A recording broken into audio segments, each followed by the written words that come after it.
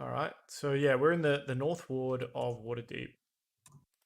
I think I might have messed up my descriptions of where like Troll Skull Alley was. I think I put it in the Dock Ward, but it's actually in the North Ward. So Barnaby didn't have to traipse across the entire city to drop off Nim, the mechanical robot friend. If you remember Nim, I forgot about that dude, and I saw his token, and I got really, really excited that I've got I got Nim. He's cool. Yeah. Do you want to now that you have remembered Nim and all the excitingness of Nim? Do you want to give us a bit of a recap, Barnaby, on what happened last week? Well, I say last week, like a month or two ago.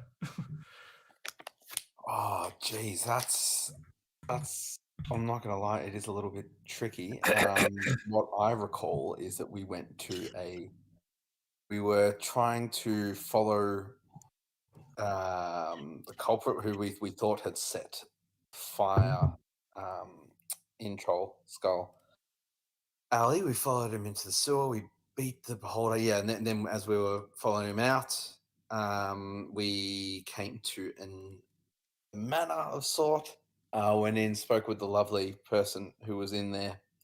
And Nim was there, who resembled, I think, what the description of what we thought the perpetrator looked like. After speaking with him, Barnaby found his moral compass, deciding that similar to Hermione in the Harry Potter universe with her advocacy towards elves, Barnaby is taking a similar character arc and going to be advocating for automatons and their rights, believing that they are sentient and philosophically, trying to conceptualize, what makes us sentient, the ability to speak, the autonomy that they have. So yeah, that's Barnaby, then took Nin all the way back to the manor, the pub, the tavern, Hops and Hahn, to drop him off and keep him busy, keep him occupied and safe while he joined his colleagues, his peers who had gone in a different direction. Absolutely. And Heimdal, or Steve, do you remember what Heimdal and Sprig were up to as they were kind of Yeah, man. left behind? So we were chasing some dude who had the Stone of Galore from the that clan that had the spiky thing. So we were chasing some dude with the Stone of Galore, the Smooth Stone, and we traced him back to a manor, which was like Lord and Lady Garfield, I think. And we were refused entry there. At that point, we separated, and Nim and Barnaby went back, and then myself and Sprig went to a healer of sorts, or at least we were heading towards a healer of sorts to try and find out if there was someone who reported to them for burns. Yeah, so I believe you went to an apothecary trying to see if someone had come in looking for salves and potions and things To like treat that. burns, who To may treat have burns. started the fire because the person we were chasing was massively burnt. Yeah. Hence, our investigation led us there. 100%. All right. So you two are sort of standing watch outside the apothecary. Which one of you? What are each of you doing in terms of looking around or keeping a watchful gaze? Sorry, have we reached the apothecary? Have we? Yeah. So you're just sort of standing outside. I think you got instructions from a local guard, kind of the one in the area, and you were told to clean up a little bit, as you did kind of smell like poop. I was portrayed as special. That's with right. my tongue hanging out. That I begrudgingly followed along with. the character that has the highest intellect stat in the party. Felt quite diminutive to slowly stick his tongue out and stare into the distance. Yep. I'm honestly, I wasn't even thinking about looking out for anything. Mhm. I'm probably just doing more investigating. I'm looking at the ground for footprints more than people following us. Well, So- the villa itself, or this part of town is quite busy. It's an upper class residential neighborhood, but the streets have pedestrians and coaches traveling them all the time. I can't remember what time I had set this at. It was getting late. It was getting late. Yeah. So Mhm. traffic is probably starting to reduce somewhat, but the streets are still quite full of people. So looking for tracks specifically is potentially difficult, as there's coaches and carts and things like that going back and forth. Yeah, no. The tracks. It was more of an idea. I wasn't actually looking at people's footprints, but Uh, I was not looking out for people following us. But I believe we went to the apothecary to find out if anyone had come for some burn remedies. Come in with burns, probably burn remedies. So that's what I would be asking the person Yep. in charge of the apothecary. Let me see if I can. Let's roll some dice. Yeah.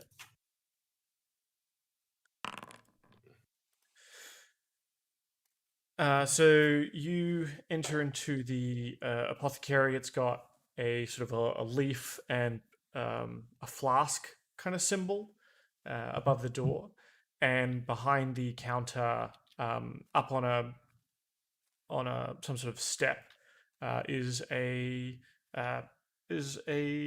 gnome. Oh man, It's got the little glasses, like the little copper rimmed what do you glasses. call him? Little.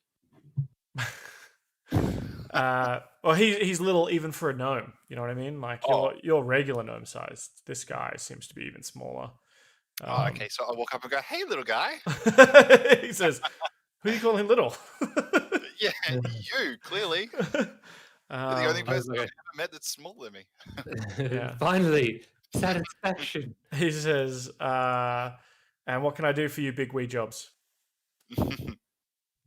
So we're tracking a friend of ours who got burnt in a fire just recently, and he may have come here for some remedies. We're wondering if you've seen him. Well, I don't know. About speaking about clients, you can. The people of this neighborhood, they can to me for discretion. What kind of doc I be if I be telling everyone's news? You can. Okay, so this is not what I'm saying, but what's the symbol that I have tattooed on my wrist? And I need a little bit of a refresher. Anyone? The something clan. The Yeah.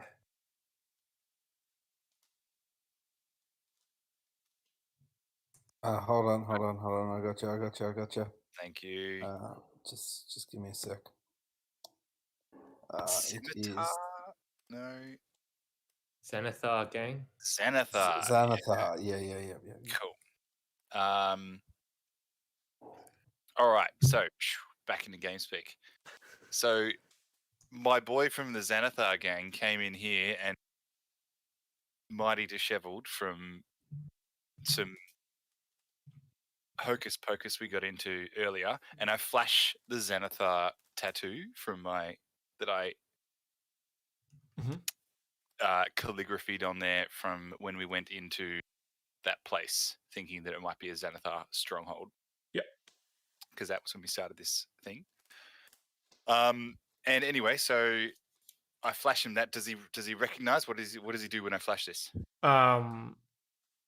He sort of turns his he sort of takes one look through his spectacles at your at your tattoo and says, I didn't know any Xanathar. It's quite nice. A tattoo you got, not a lot of bruising or blooded skin. Are you looking for a salve for a new tattoo? Is that it? I say that everything has a price in this world. How much for the information that we be seeking? Not saying that you know anything, of course. Just curious if should there be a price in the air to wet one's tongue? Mhm. What do you think that that price would be? Do you want to give me a Hypothetically, of course. Do you want to give me a persuasion check here? Oh gosh, I'm not very persuasive from memory. Barnaby's ears I'll do prick my up from best. the other side of town. Pardon me. I think Han might have spent enough time around Barnaby that he might have a inspiration potentially, 10. depending on how he rolls. I'm sure he's going to roll really well. Nay. The gnome says. Do I have inspiration? No. I don't think Barnaby gave you any bardic inspiration earlier. Yeah. The Yeah. the apothecarian says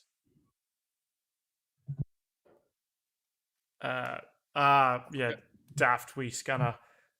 I can be parting with clients' information that is worth in the realm of 800 gold at least. 800 gold? I turn to Heimdal. How much is 800 gold? Well more than any information he has is worth. Yeah.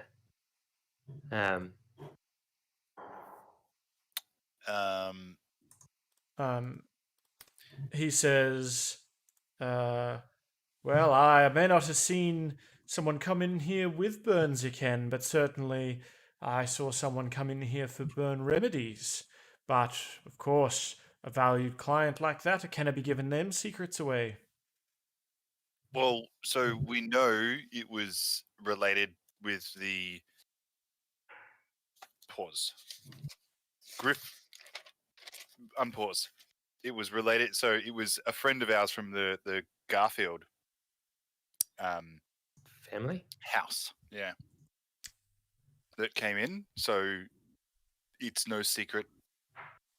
Well, I suggest you take it up was. with them. If you think so.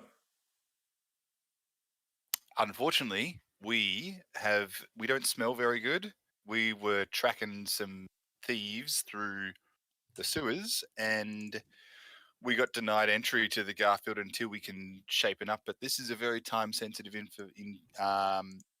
issue, and should you be able to help the Garfield family, they would look upon this favorably. So you're looking for something to cover up that unique perfume you seem to be bathed in. Something to come out smelling like roses.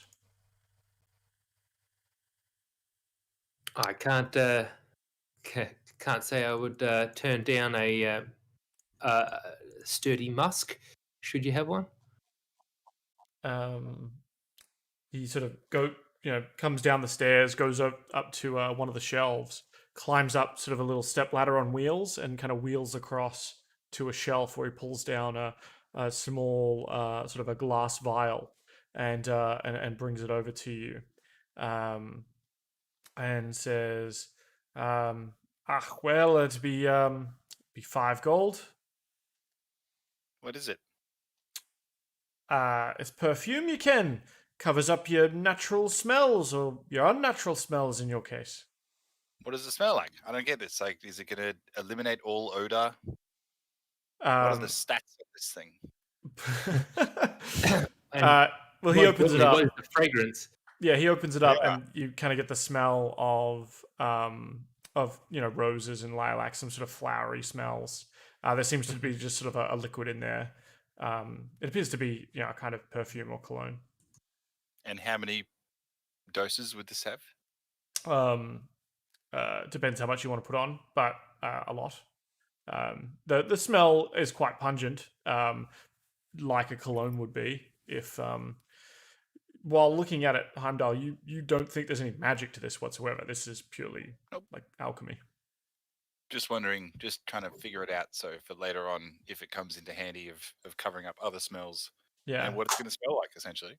Yeah, some sort of flowery scent for sure, and when you sniff the bottle itself, it's quite powerful. Kind of overwhelms the senses a little bit, but he tells you that just a couple of dabs here, and that should help cover up the unfortunateness. Okay. I'm happy to part with 5 gold. Yeah, 5 gold's nothing, but that's not really why we're here. Thank you very much for 5 gold. Being upsold. Yeah, that's cool. But maybe that'll wet his whistle a little bit.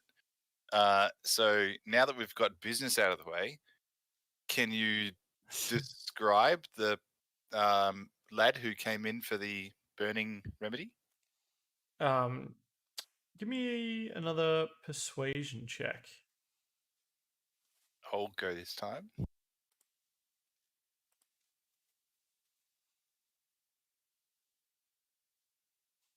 I don't know if that's going to roll. It probably will, hopefully. Tell me if it comes across. That's pretty good. It came across. Cool. Yeah. So we got multiple ones. Yeah, my bad. That's right. So he says well,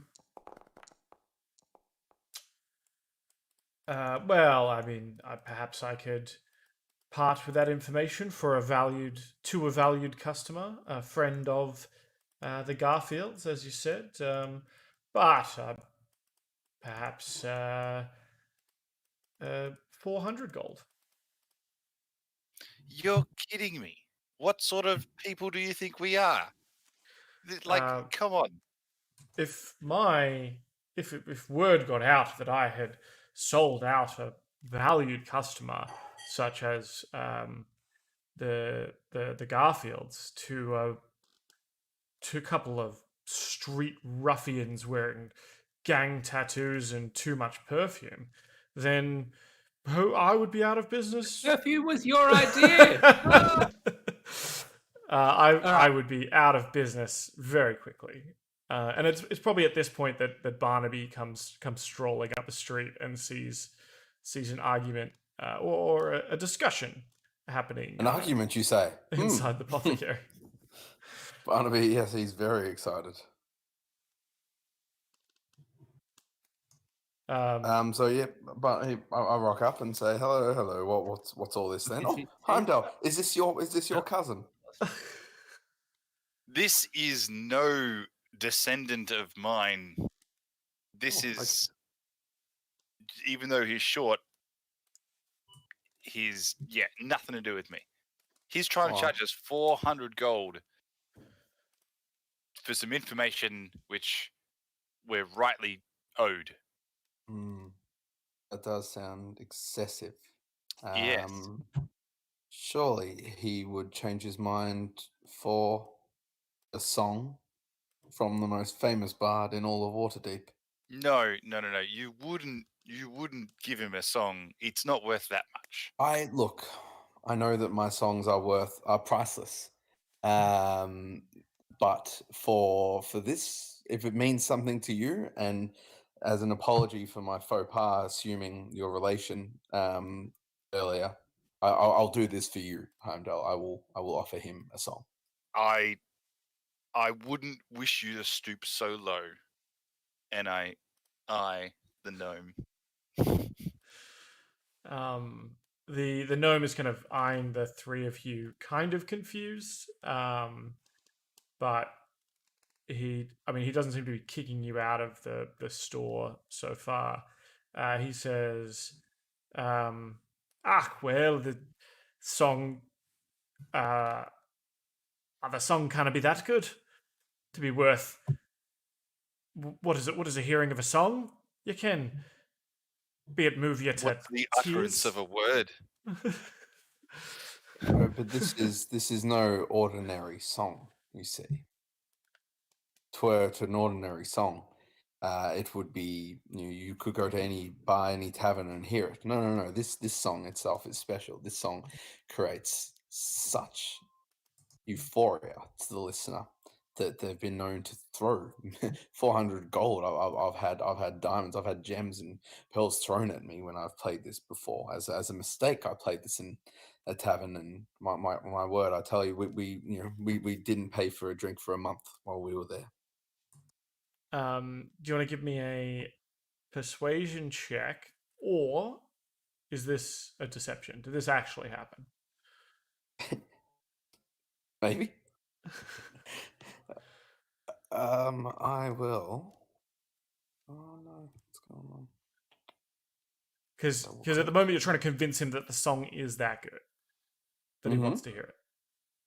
Yeah. All right. Persuasion. Let's do it. Oh my fucking hole! Hey! Describe to Holy me. crap. A performance to end the ages. Yeah.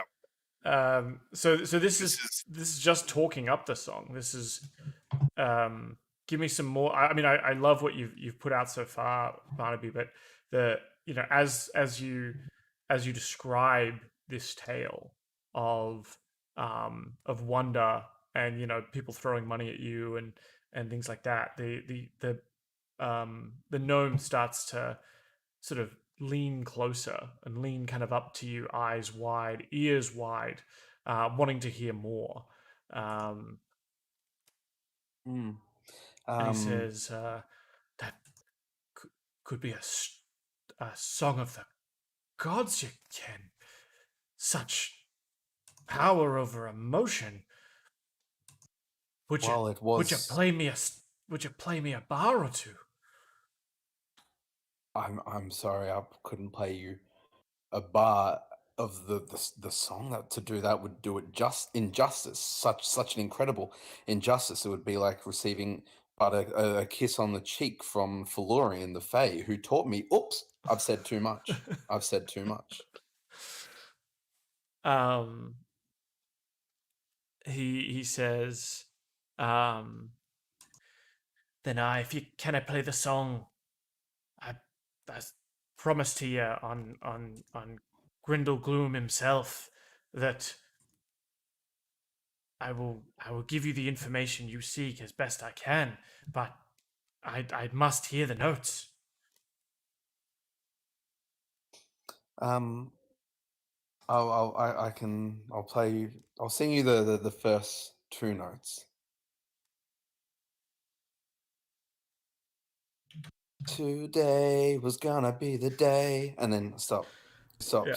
That's it. I'm sorry, I can't, and it may not sound like much to you, but trust me, this song is beyond. It's incomparable to anything else. Give me a performance check, and I'll let you have it with advantage because of the excellent talking up of the song. Like he's already ready. It's like you've warmed up the crowd. Like he's ready to cheer at anything, kind of at this point. It's a placebo. I mean, this is not the best song in the world. This is just a tribute. Hells yeah. Cannot believe I wish you would die. Sorry. Yeah. Bit of backing vocals from Sprig. And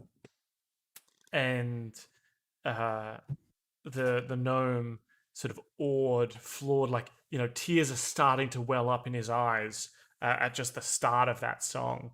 That it's so classic that it haunts him in his bones. And he says, I will tell you It was. It was the boy Herv. He was the horse boy at the Garfield Manor was sent here, and I supplied him with burn salves and bandages and some healing accoutrement, and they put it on the tab you can, and he hurried off. That was not but perhaps an hour or two ago.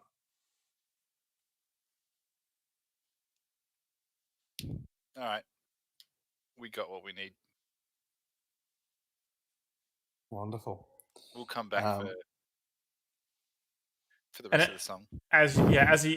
as you turn to leave, he's almost like clutching at you, Barnaby. Like, please, just more. I must hear more.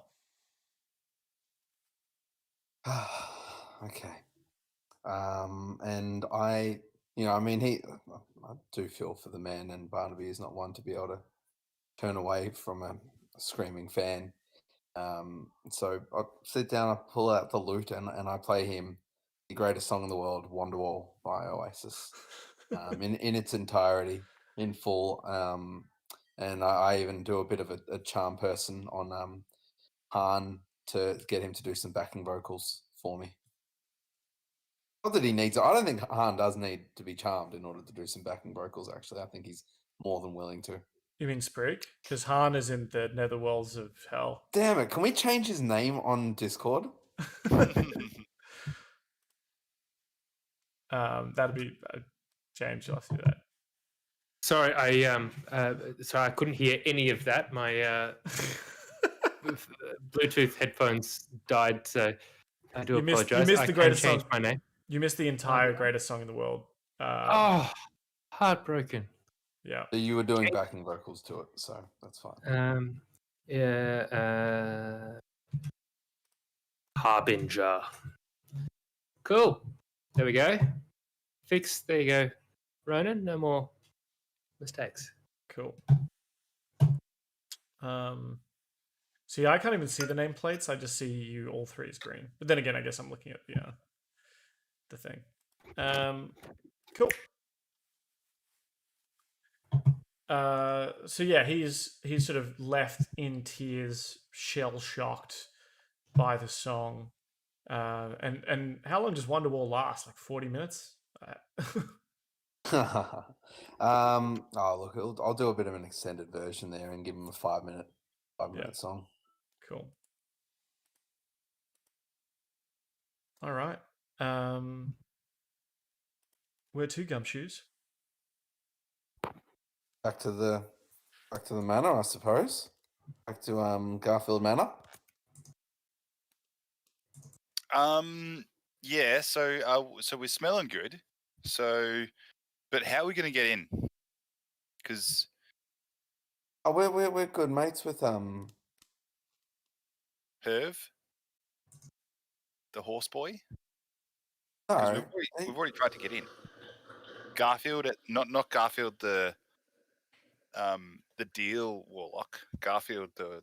Right. This isn't the manor that gave us Nin.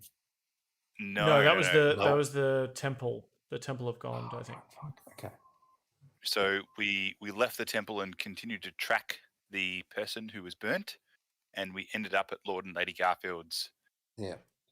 I mean, we could stealth it. I've got invisibility. I can turn someone else invisible if someone wants to or I can make a distraction and turn you two invisible, and you can. How's your stealth? Oh, it's pretty bad. Really, but he's tiny. Yeah, I know. I should get advantage on that. He's got a lot of jingling jewelry, probably. Potions and clanking shit. As a wizard, like rabbits just keep falling out of his hat. I'm not great at stealth. Okay, I've got a +5, so I can. Yeah. All right. Well, that's an option. We can make a distraction and then stealth our way in. Okay. What else?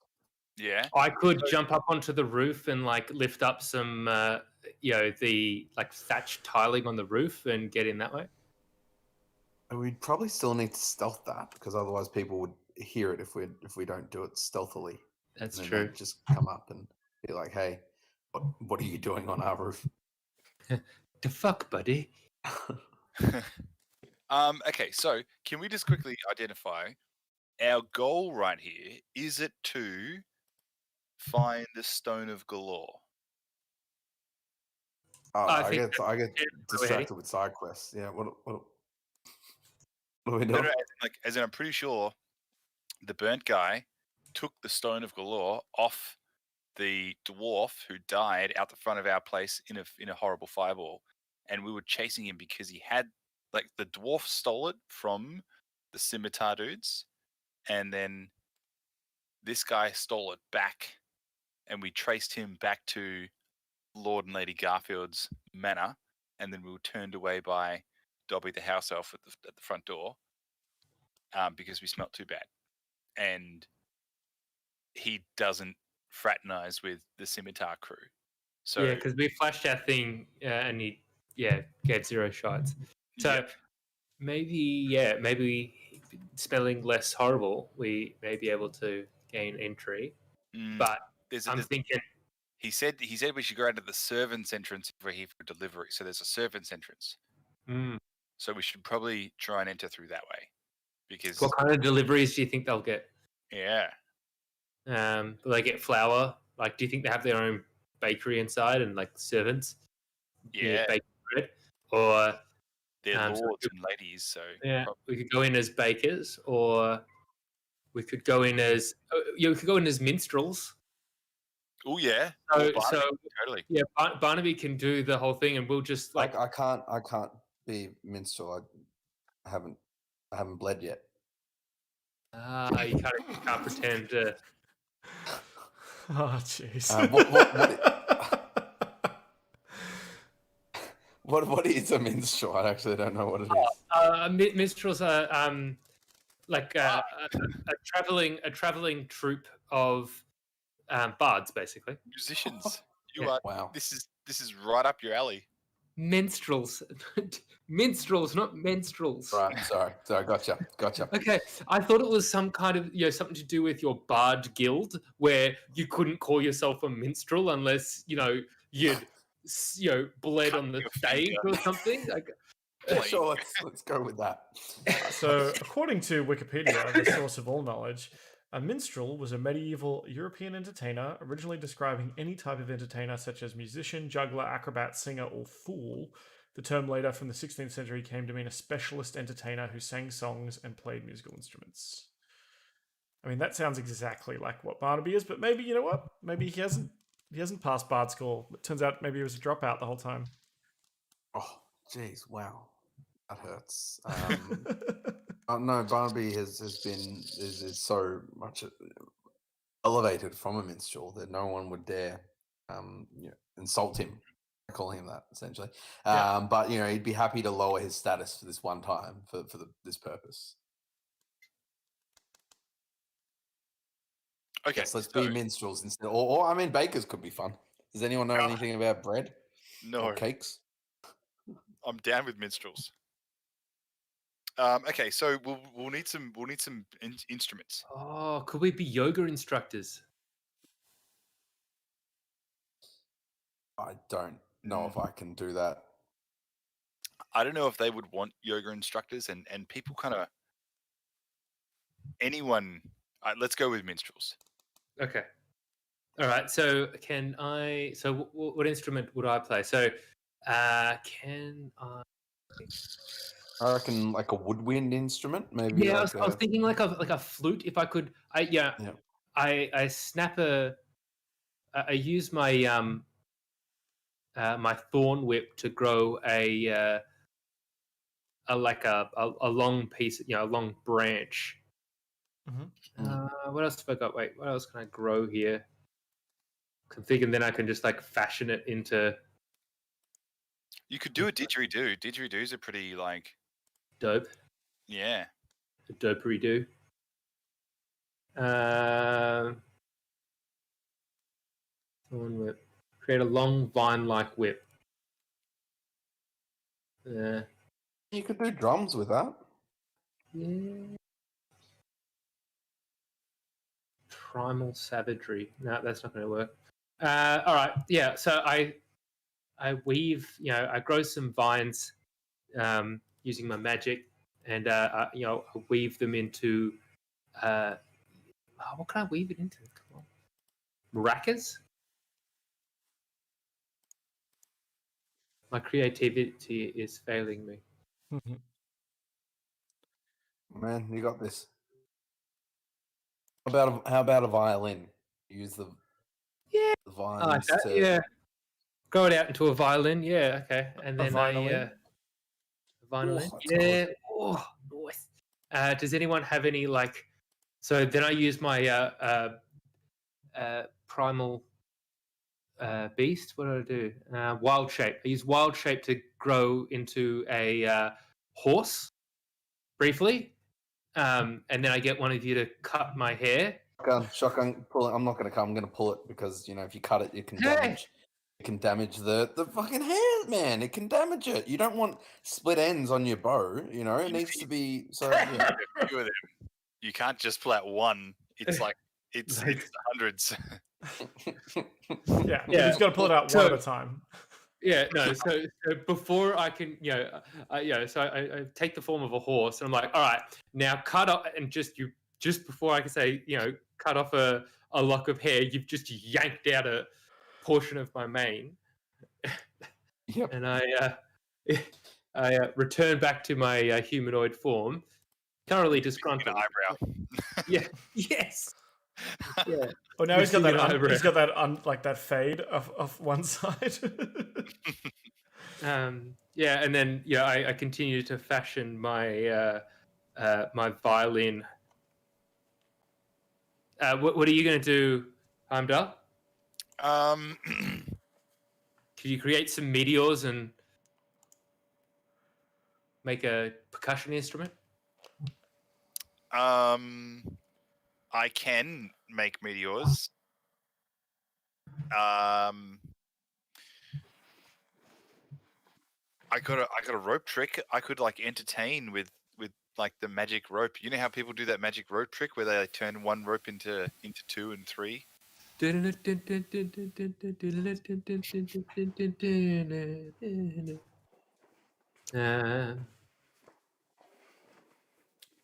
that the plan? I assume this conversation is happening as sort of the sun slowly makes its way down on the horizon on the streets of Waterdeep. The people keep going about their business. There's less traffic now, and small kind of like magical lamps start coming alive along the street. Yeah. If I can make a percussion instrument, sure, that'd work. I'll just be like maracas, I suppose. Up to you. Out of my minute meteors. You make hollow meteors with small pebbles in them. Well, I could just get tiny meteors, and if you could make some sort of seed. Seeds, yeah. I'll make a couple of seed pods for you. Yeah. All right, give me a Sprig. Give me a nature check, and Heimdal, I want an Arcana check to see how well you can kind of fashion this together. I don't care how many times I roll this. I'm gonna crush it. Arcana's my thing.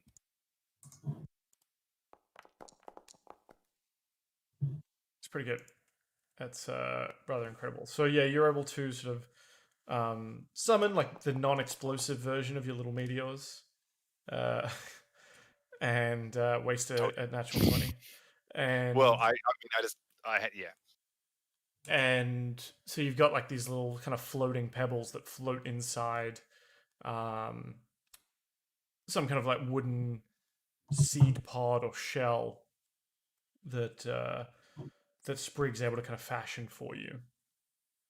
And they float in there and they kind of rattle around, making the kind of maraca sound. And occasionally there's like a boom, as also like the explosion sound of a meteor going off, but without damaging the wood.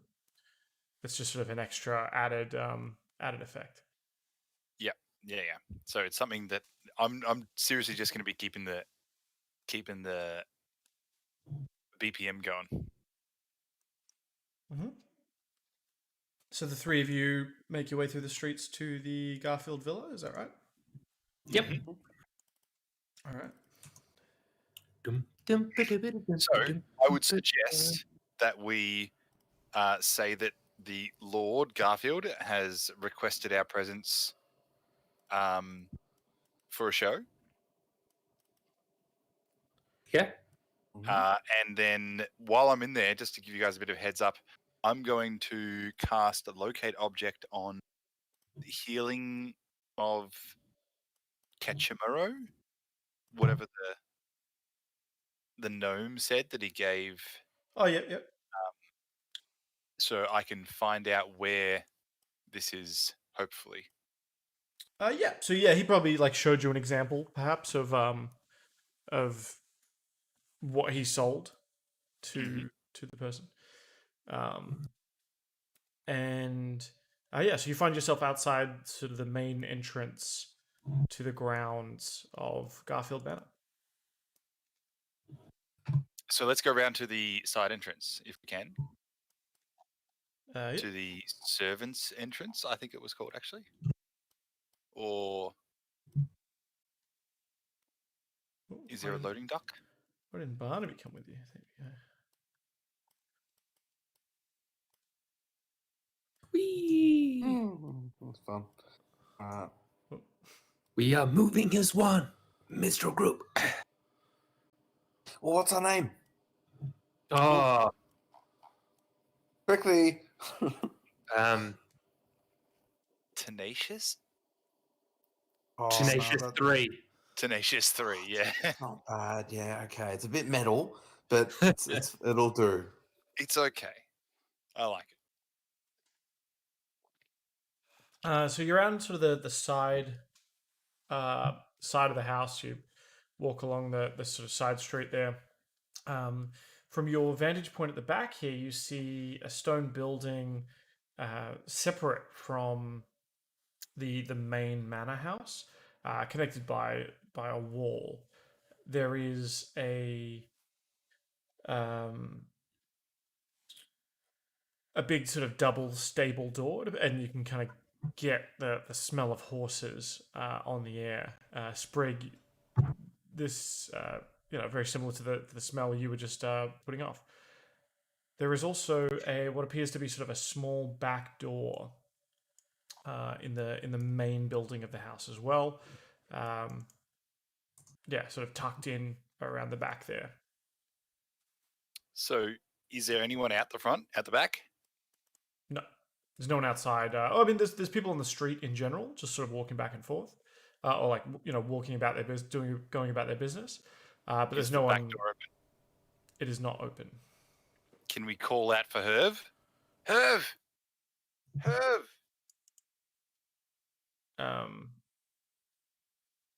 After a period of time, the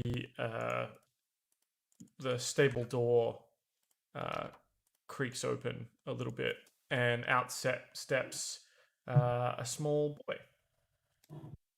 Well, he sort of pokes his head out to kind of hear what's going on. He says, "Yes, who's there?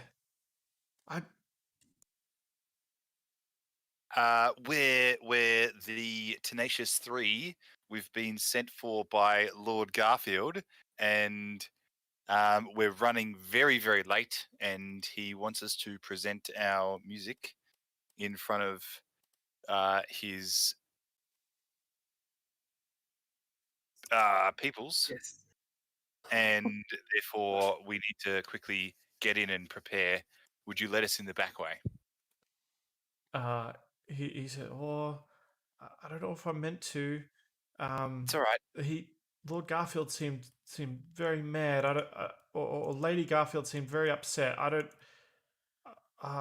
Lady Garfield was extraordinarily upset at our tardiness, hence why we need past, young boy. All right, give me Can we then just go to motion past him, because he seems quite frail and non-conforming, so we use that to our advantage. Okay. So do you want to just do you want to give me Push past him. an athletics Yeah. check to sort of shove past this boy, if that's the method you're going by, or is it? Or if you're trying to convince him to let you past, it's a. I push past him. I'm gonna Yeah, see. I'm good with pushing past him. Okay, I'm gonna see if he beats you. Oh, if this young kid beats me, I'm just gonna go home. Oh God, he's a commoner. It says commoner. So Oh, you it's go like to shove past 19, this that's this kid, but it seems like this kid is in the doorway there, just poking his head out. You got to like put your or you go to try and like shove the door open to sort of push past him, but it holds fast. It seems maybe this kid works long hours outdoors. Got a bit of strength to him, and of course is holding the door as well. And he says, "Look, Mister, I don't know.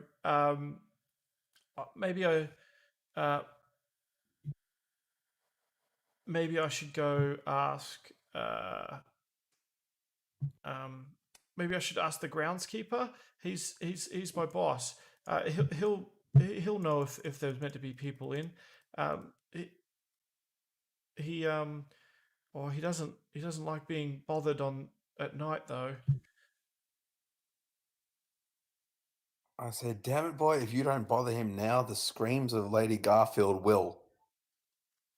And she realizes that we're late. Sorry, that's not a threat toward. Sorry, no, I'm saying she'll be very disappointed if we are late. Okay. Give me an intimidation check, Barnaby. I don't know how I go with that. Let's see. Very threatening bard.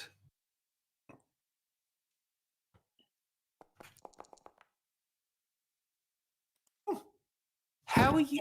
How are you? How are you plus everything? That's my How you- thing. Intimidation and performance. And persuasion. So I get the bards get the jack of all trades feat, which gives them proficiency in certain skills and things like that. So I skilled up performance and persuasion mainly, but some of the other ones also are pretty Well decent. suited, Barnaby. Yep. Yeah. So I was about to say, like, I'm all like +3s in some places. Yeah. And So then anything that involves charisma is my jam. Okay. Yeah. And then even things that aren't his in charisma, you still get like a bit of a bonus too. Just Yep. yeah. Cool. Cool.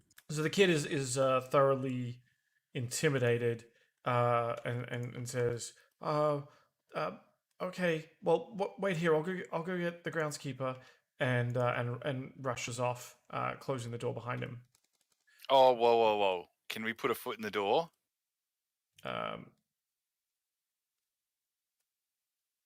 Give me Or shove something in the door so it doesn't latch? Well, he's closing the stable door. If you want to put your foot in there, give me a acrobatics check, I guess. All right, just a single click this time. And it's just going to be versus his.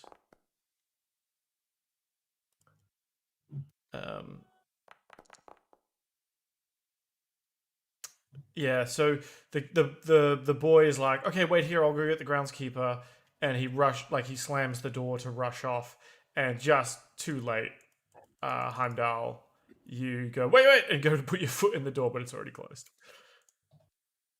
All right, so while he rushes off, do we want to get in or do we want to wait for the groundskeeper? I think we want to get in. Yeah? I reckon the groundskeeper probably is old mate, hey? Yeah, I think it's old mate. I think it's going to be the goblin that kicked us out in the first place. Oh no, I reckon the groundskeeper is going to be the. No, that was the stable hand, wasn't it? Okay, so yeah, sorry, I was thinking it was going to be the burnt guy. Nah, so yeah, so I think the burnt guy's just a henchman. I think though it could have just maybe to have a. If we want, I can like try and teleport us in. All right, I'm gonna do it. I'm gonna touch you guys, with your consent, of course, and I'm gonna turn you both invisible. Cool. Okay. So Barnaby, I'll you stand asked- here. standing outside here alone, or seemingly alone, as the after a few minutes have passed, sort of you hear the sound of sort of a breathless lad running back to the door, and the door opens again, and he says, "Oh, I'm sorry, Mister. I can't. I couldn't find him in the yard. He doesn't like being disturbed in the yard. You see, and I'm not allowed to head up to the house with people. You'll have to.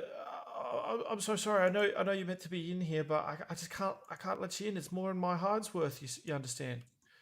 Can we sneak in? Well, Yes. hold on. I say, look, I understand that, and that's completely fine. I really need you to have a look at this bush right now. I saw something it's freaked me out behind here.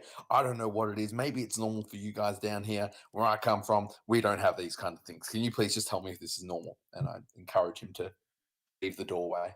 Yeah. Give me a deception check. Persuasion.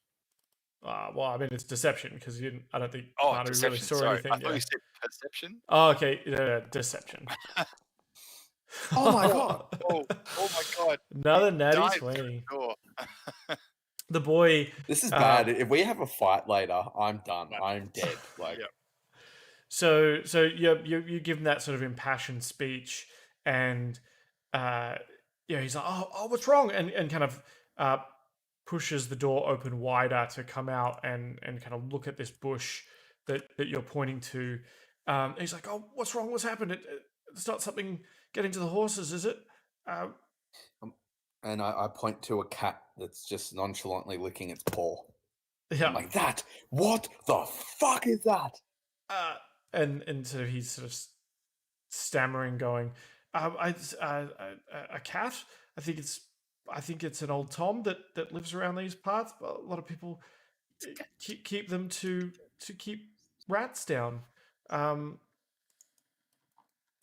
God. Oh, thank Christ. Okay. Sorry, I thought it was God, I won't even bother to tell you what I thought that was, but it would have been certain death for us all if it was the thing of which I feared This was. is like a Captain Marvel situation. Well, thank you for alleviating my concerns, good sir. You're absolutely positive that there's no way I can come in.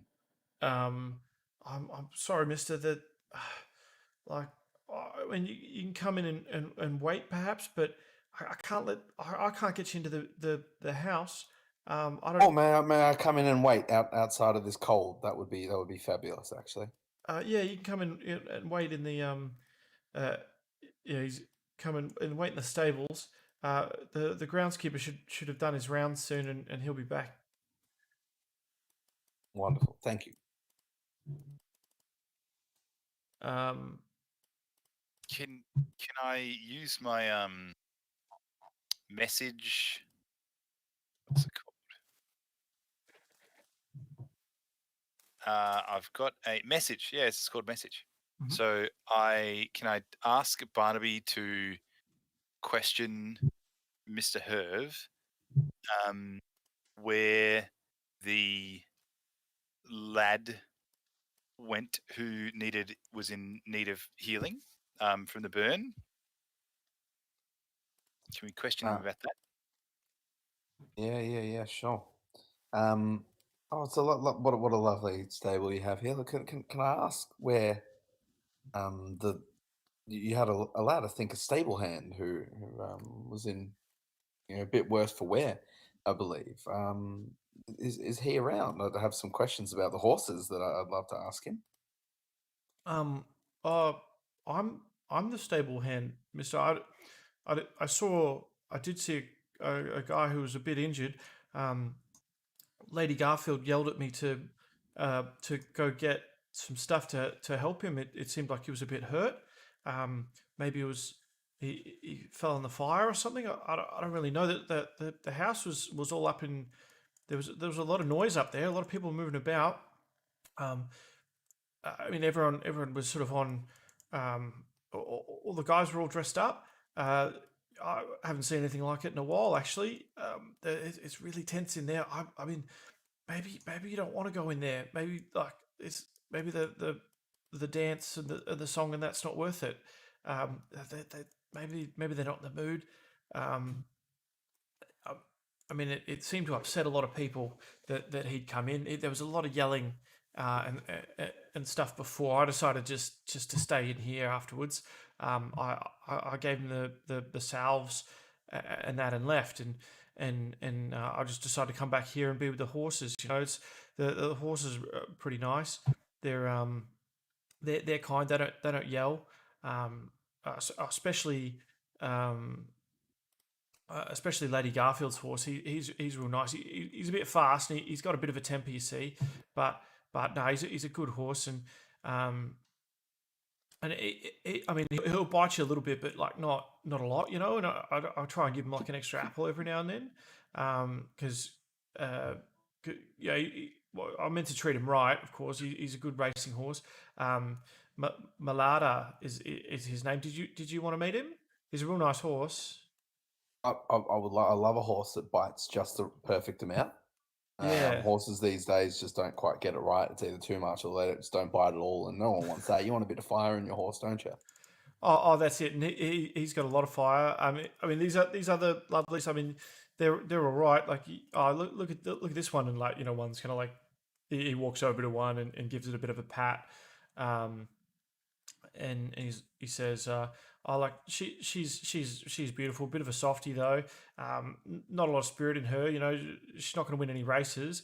But look, I really shouldn't be showing you this, but I'm pretty proud of Malada here, and he opens up sort of one of the sort of special rooms to the side, and inside you can see this incredibly fine jet black racehorse. Where? Wow, she is a beaut.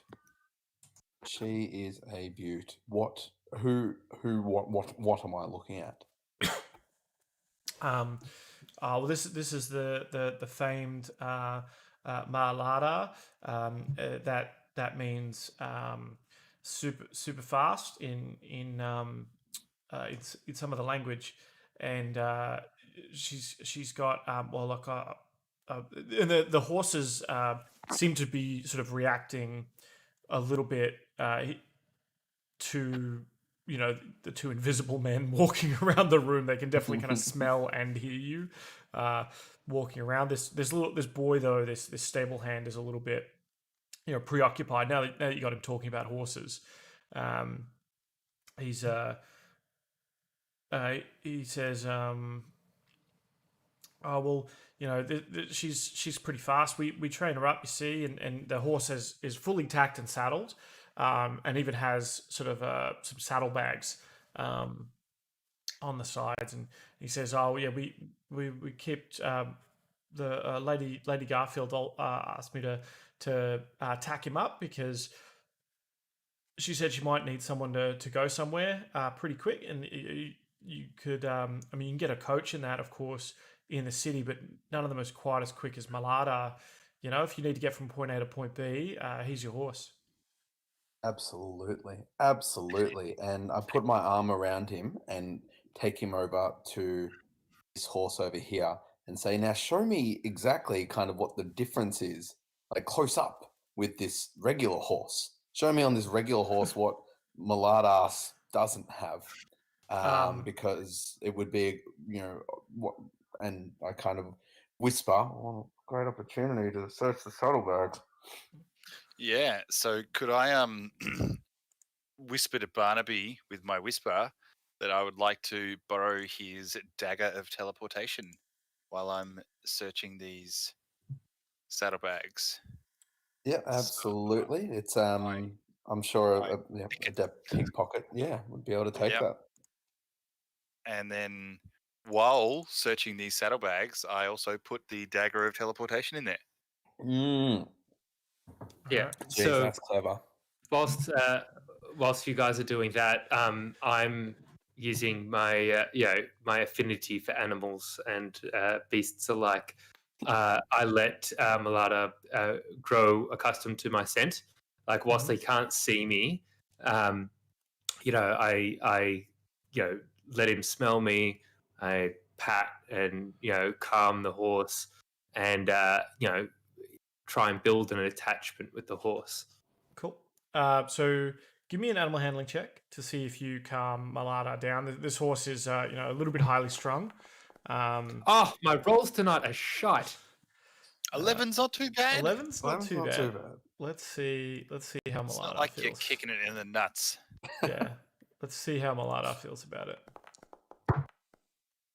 This horse is not having it. Oh my god. Fuck me. No, doesn't that mean that the horse loves it? No, the horse is just not loving it, and in fact lashes out with a hoof and kind of steps on your foot, Sprig, and you Holy take shit! 7 bludgeoning damage. That's not a joke damage, man. That's like That's actual damage. that's like squeal in pain. You're right. damage. Eventually, you're able to calm him down. At one point, the stable hand kind of looks up to look over in the Malada getting a bit edgy, but Barnaby, you're able to kind of convince, no, like this horse. What about this horse? And he kind of goes back to talking about it. Meanwhile, Heimdal, I'm going to need either a sleight of hand or a stealth check with advantage because you're invisible, but you're still pulling an item out of Barnaby's pack that's not invisible and kind of, putting it about your person. In fact, I don't know how items work while you're invisible. If the item then becomes invisible once you grab it, I think everything you were carrying was invisible, and the dagger is not. Yeah, I'd say so. It would be like one of those you could make something float. Yeah. Yep. So it was sleight of hand or Stealth, What? I'll accept.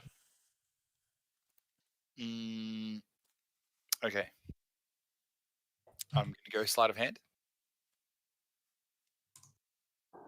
Oof. With advantage though, so Yep. I get to roll again. Yeah. Good. Sorry, Thank it takes fuck. like 5 minutes to roll. I think. Oh, that's better. Hey, Yeah, that's that's better. good. Yeah. So while 16 for those of you listening at home. Barnaby, you're, I assume doing that thing where you kind of lean over the lad. You've got your back to Heimdal. Arm around him. Yeah. Mhm. Uh, Yeah, absolutely. Heimdal, you're able to get that dagger out. Yep.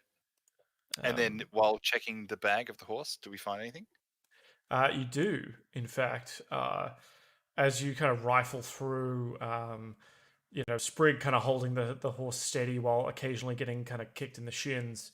You're able to sort of climb up this horse, and you see in its saddlebags, each saddlebag holds a 5-pound gold bar. Dude, that's huge. Is that worth like 800 gold each? 250 gold each. Ooh. Nice. And how many saddlebags are there? There's 2, one on each side. So it seems to have, a bar of gold, a small bar of gold in each one. Nice. A 5-pound. That's not small, but I will. Gold's quite heavy, so I think 5-pound would be quite small. Okay. In fact, 5-pound gold bar. It'll fit in the palm of your hand, or fit in the palm of, a hand. A normal person's hand. A normal. Do you wanna try I just to, realized you have tiny hands. You want to try to put that back in my pocket? The 5-pound bar. Mm. Yeah, sure. I don't know why, but sure. Well, you can't hold on to it without being floating bars of gold. I can put it in my backpack. I got a backpack that's in. Oh shit! You can. Beautiful. Yes. It's also worth $104,000 US. That's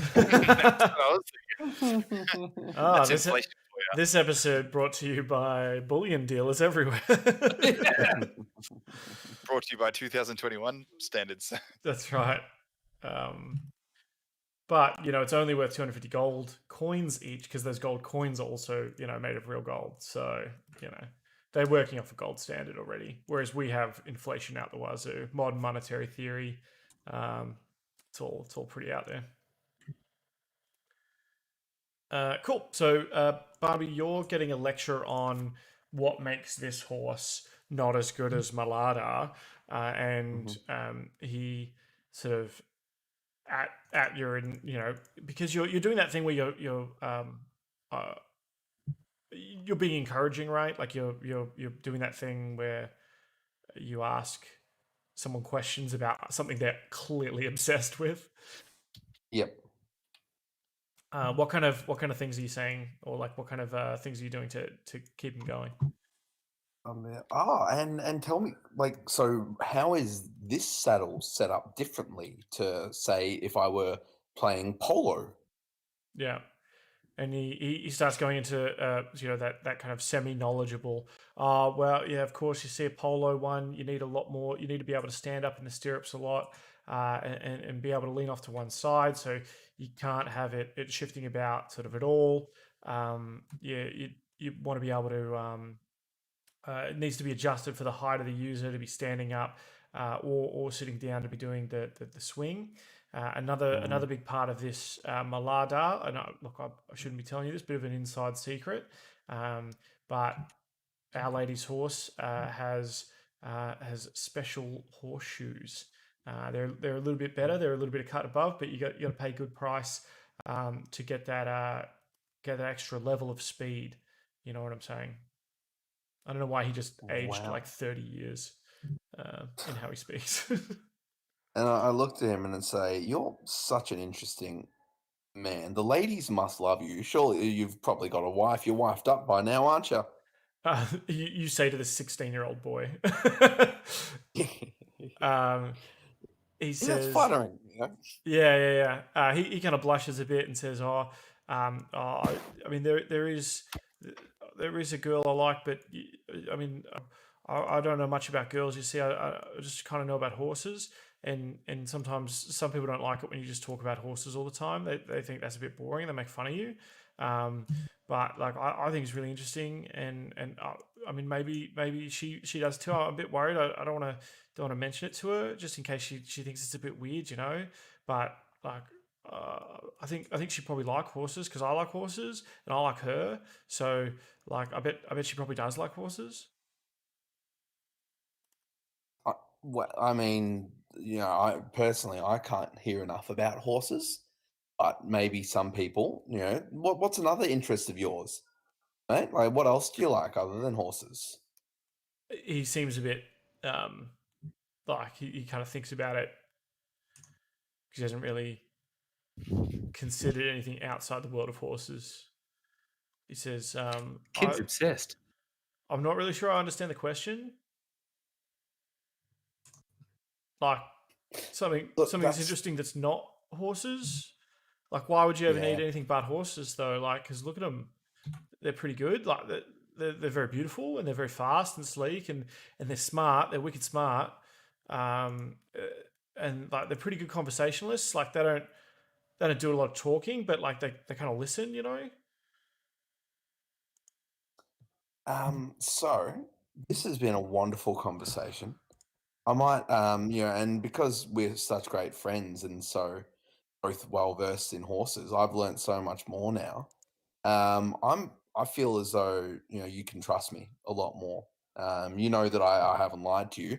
That would be like telling you that the racehorse is a pony. Am I right? Oh, man, yeah, that'd be silly. That wouldn't be true. That wouldn't be true at all. No, and I mean, I feel like potentially, if you wanted some support with your autism, we can do that. I mean, it's I can recommend some people. They're great. Because you've got you're already halfway there, mate. It's great. Your confidence is fantastic.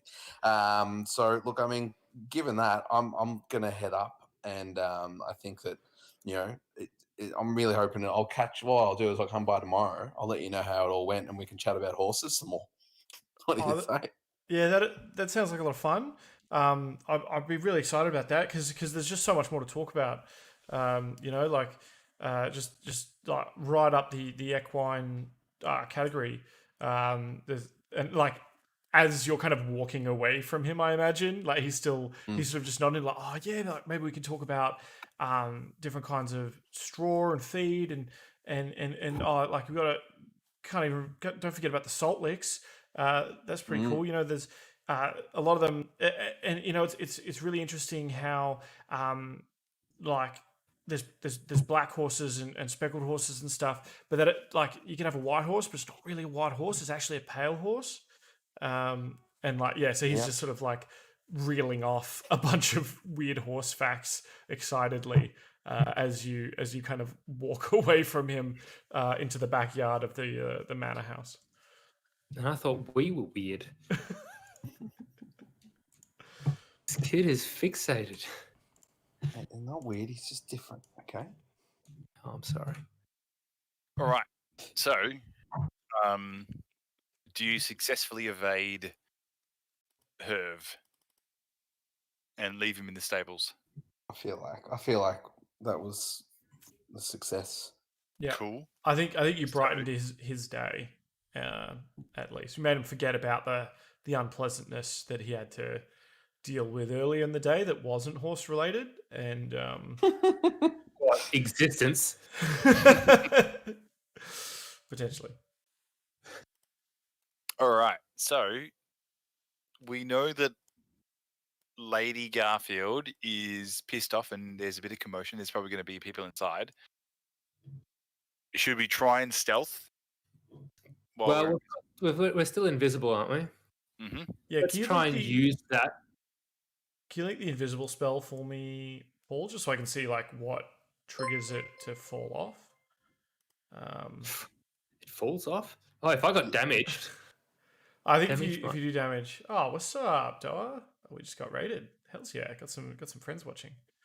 So the as you invisibly sort of walk through the back end of the thing, I think if you cast a spell or attack someone, your invisibility will fall off. So until the spell ends, anything the target is wearing or carrying is invisible as long as it's on the target's person. The spell ends for a target that attacks or casts a spell. Cool. So as long as you don't attack or cast a spell, you're invisible, and it lasts for up to an hour. Plenty of time. So you making your way through this back corridor or this yard here, and there's sort of the main building to your west with a door that leads into the manor from the backyard, and sort of what seems to be almost like a side building or like a granny flat connected to it to your north, to your right. As Barnaby sort of exfiltrates himself from the stable boy who was a very keen horse aficionado, and I assume sort of closes the door and and slowly backs away. Can we go to the outhouse first? If you like. Outhouse. I assume you're kind of whispering to each other this. I can send messages. Well, actually, would sending messages a cantrip be breaking my... Considered a spell? Maybe not. Maybe not. I'll allow it. Okay, cool. So, yeah, can we go to the outhouse first? So, it looks like Barnaby and Sprig have already opened the door and walked in. Yeah. The outhouse? I don't know what's happening. It's very dark for me. But anyway. Can you not see where you are? Yes, we'll go with yes for now. Okay. So this one-story stone building attached to the mansion has a bunch of beds in it, a bunch of 10 bunk beds. Each bunk bed comes with a pair of foot lockers, and there's sort of another smaller room up to the northwest that you're kind of in front of at the moment, Heimdal. And this room is empty of people. It seems to have been emptied out. You kind of look and see that there's definitely signs of people who are living here. It's currently very lived in. there's clothes and things like that hung up and folded and put on lockers and on beds and whatnot. A couple of the, one of the beds has an open book face down still on it. Looks like some kind of barrack. Can I use my passive perception or investigation to search all 10 foot lockers? You can give me an investigation check, sure. My passive investigation is 18. Yeah, so your passive investigation would just be like kind of looking around as you walk around. I think if you're actively investigating, you're opening lockers. Okay. But if you want to go by passive, like as you go through the room, it looks like It's all right. I rolled 25. yeah. So you enter your little mind palace and kind of piece together what this room looks like. It looks like this room was obviously full of people. It's some kind of guard room, and that they've, with the state of kind of disarray, it seems like a lot of guards perhaps were called in at once to go do something, or called away to go do something. It appears like they've been left in a hurry, either left in a hurry or have left quite quickly, and didn't get a chance to tidy up or anything. Is there anything in the lockers? Mostly in the footlockers, you come across a lot of like folded clothes, a couple of small personal effects. You pull out some small like wood carvings, sketches, letters from home, that kind of thing. Nothing cool. Yeah, mostly Oh, worthless that's kind of sentimental. What are you talking about?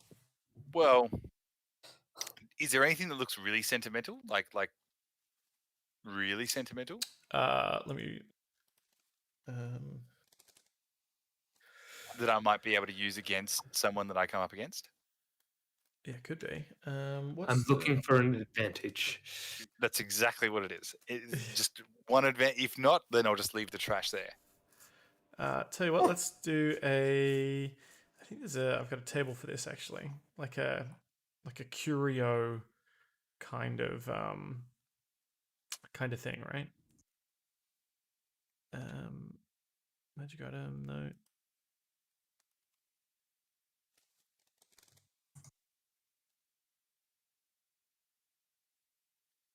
Let's see.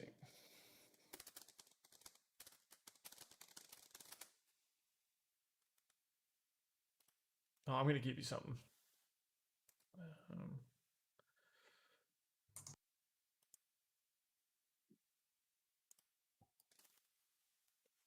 So like in your looting and kind of shuffling around, you do come across all of 13 silver in small denominations, and you also come across like a small, almost like a little journal, like someone's personal diary.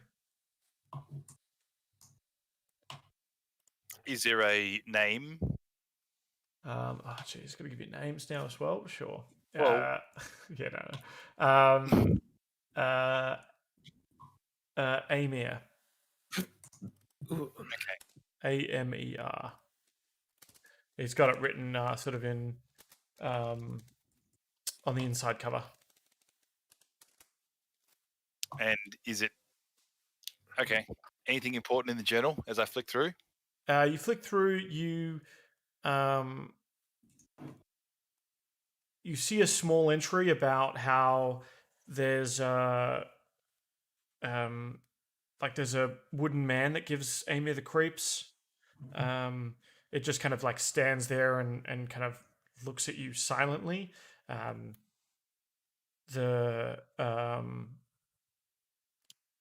He's seen it a couple of times now, and like hanging out on the roof or like slipping into the balcony, and it's just like creepy as fuck. Where is it? He's like, I've never signed up for this kind of stuff. Is it in this manor? This. I mean, the diary doesn't tell you now. It's more just like you see a couple of entries of him saying that he's seen it around. Okay. Yeah. Yeah. Okay. Cool.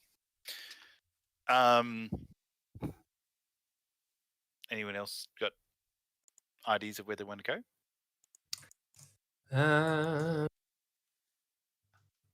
I think we need to go out and back through here. Yeah, I mean, there's a door up here. Are there not 2 doors inside this area? Oh, what's this? This is maybe a closet? That's And locked. there's one here. They're locked. That one's locked. That Okay. one opens. I think So this you- one opens. You open up the room in the northwest corner. It contains a bunch of wooden mannequins and racks. Heimdal, you kind of look around. It looks like this is sort of an armory of sorts. Everything is bare, though. The mannequins and racks currently don't have any armor or weapons on them. All right. So some shit has gone down. We've found lots of beds, lots of armor empty. We're going to run into some shit. Yes, we are. Everyone's cool with this. So this Oh. bed's, and I'm not full health. So before we go any further, I huddle us. I put us together with your invisibleness, and I say, guys, I just want you to know whatever we come up against, we can beat it. We can do it. We're the fucking fancy lads, and I give you both an inspiration point for your future use. Oh. Is that Excellent. D8s currently? Thank you. Yeah. Cool. With that inspiration, should we just tuck in for a very short rest of like 5 minutes, 10 minutes? Well, a short rest is an Fuck. hour. Yeah, Oh. it's not going to do much. Okay. And then your invisibility will wear off as well. So Yeah, no, I'm okay. I'm okay with keep going. let's keep going. Yep. Okay. Sweet. Last words.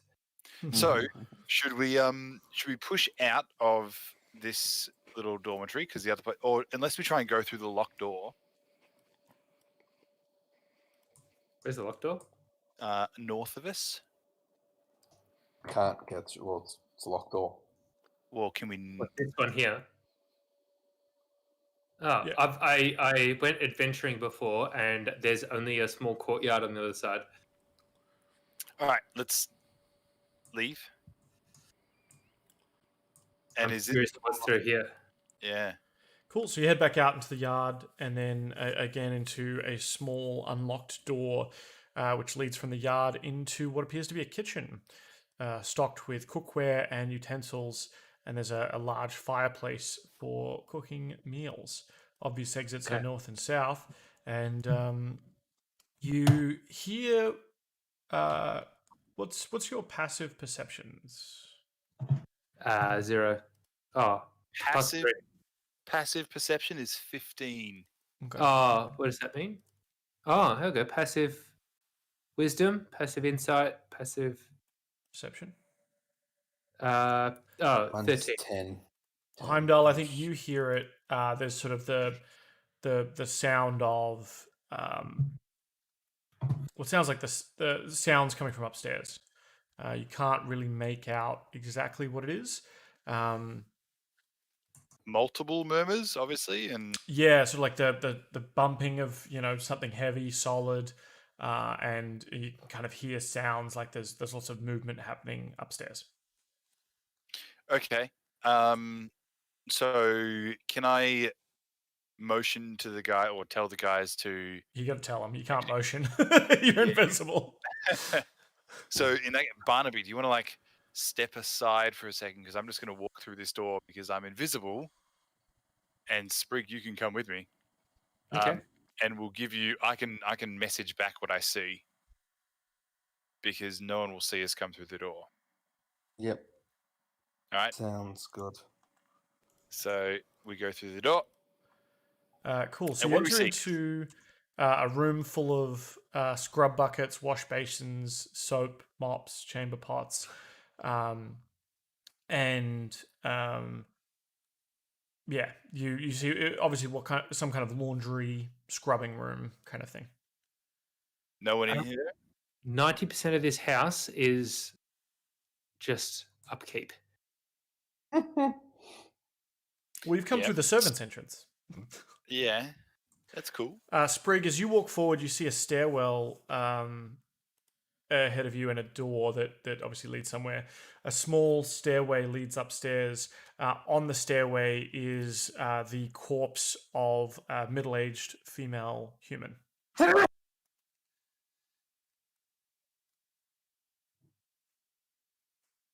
middle-aged female. Yeah, dead Uh, on the Does stairs. she look bludgeoned? Is she? Yes, I'm gonna bludgeoned. go Oh, straight up to her. no, hold on, stop. Someone opened the door. Ah, That was me. Yep. I thought that was the door we went through, and it just wasn't open for me. No, so Sprig started going up the stairs, which you couldn't see, I guess, because he's invisible. And Heimdal opens the door. And I'm going to stop. I'm pausing the game so that you can't just keep moving around while I describe the next bit. So where is it? Heimdal, as you open this door, you notice that the floor is strewn with bodies. And there are two black-clad looking gentlemen with bloody maces standing over them. Now that you've come through this door, the sound of fighting can be heard coming from the top of a wide staircase in the northwest corner of the room. In the room you're in, two iron chandeliers hang from the dark mahogany ceiling above, and they're sort of above a long dining table carved from red larchwood. Chairs surrounding the table with a particularly tall and elaborate chair at each end. Lining the wood-paneled walls are tapestries and cabinets that appear to contain sort of fine dishes, silverware, things like that. And there's a fireplace that you can kind of just make out that has a black marble mantelpiece.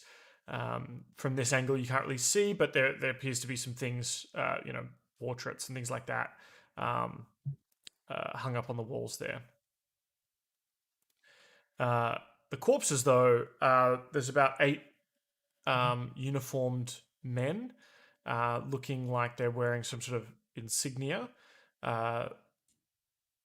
over chain shirts, just dead on the ground, as well as 2 dead gentlemen also wearing all black leather. All of these people are humans. The 2 guys who are in the room, sort of covered in blood, panting a little bit.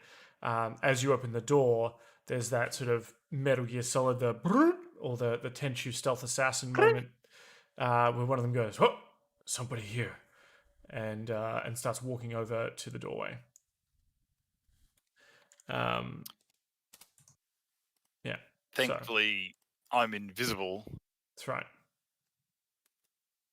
so That's looking great for Barnaby.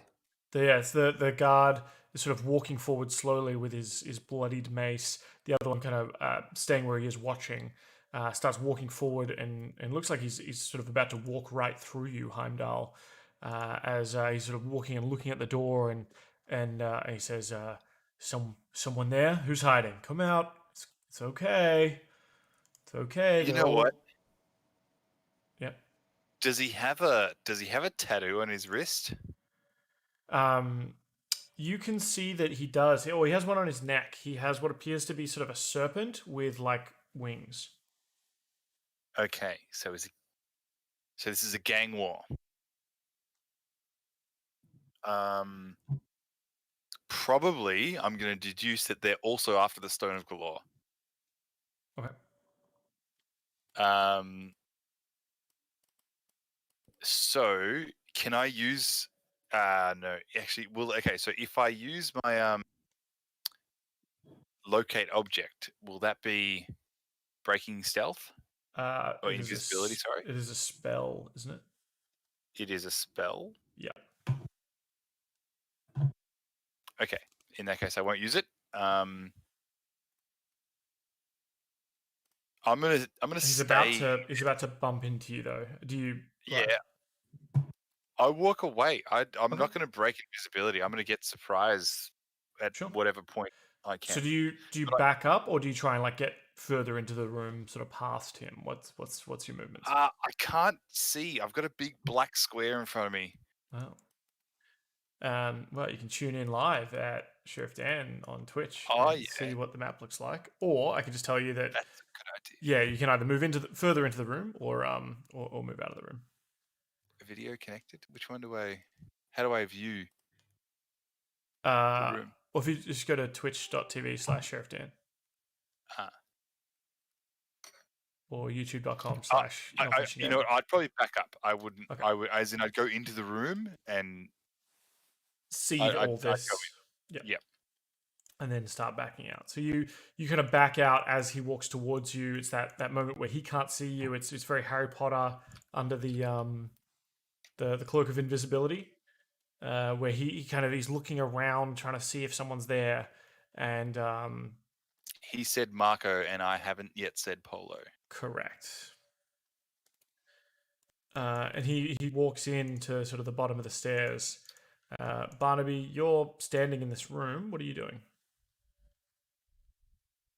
I'm hiding. Okay. Where are you hiding? So I'm going to go. I'm behind the table. Oh, so why did I do that? I'm behind the table, Cool. trying to make myself as small as I can be. All right, give me a stealth check. Is this where Barnaby's luck runs out? Tune in next time on Dragon Ball Z. Ooh. So the thug kind of walks into the room, looks, only takes one glance at the woman on the stairs, kind of pokes his foot at her a little bit. She doesn't move. He walks further into the laundry where all the chamber pots are and things like that, and has a look around. It looks like you quietly closed the door into the kitchen. Is that right, Barnaby? Yeah, sure. Yeah, I think I did. I think I closed that door. Cool. So he comes in, sees that the door's closed, looks around the room, can't see you hiding behind one of the big sort of laundry copper pots, and sort of starts walking back. He starts walking back out, and he says to his friend, "Nah, there's no one in there. I think the door must have swung open or something. The wind blew it. Must have been the wind." I'm going to go quickly see if I can check for life on this girl that I'm next to. Yep. Do I see signs of life? No. She's dead. She's sort of been bludgeoned to death with something big and heavy. You do see that she has a ring of keys on her belt, though. Yeah. I'm going to just, in general, search her body for things. I find a ring of keys, which I will carefully pick up, making sure they don't make a sound. Give me a sleight of hand check. A sleight of hand check. Oh, this is going to be dangerous. Let's see if they hear it. Yep. Damn it. So you kind of lift it up and carefully try and remove the ring off her belt, but it does jingle, and the guy sort of comes back in and sticks his head around and sees sort of keys floating there in the air, and he's just sort of looking at them confused for a moment, like, what the hell?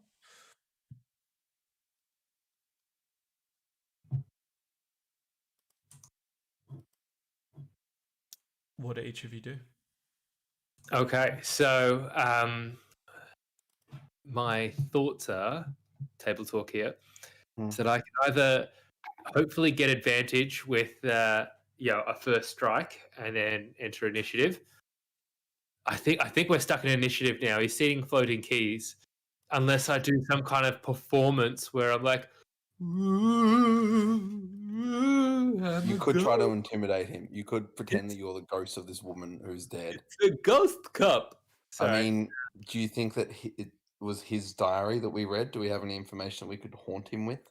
No, because I reckon these guys have come into the place to fuck the place up because they wear different sigils, or they've got snake wings, whereas we have 12-pronged circles. There's not really a conversation you could be having in front of this guy, though. Yeah, it's good point. So I got a mind whisper Kind of, thing. Yeah. All right, I'm going to see if I can charm him.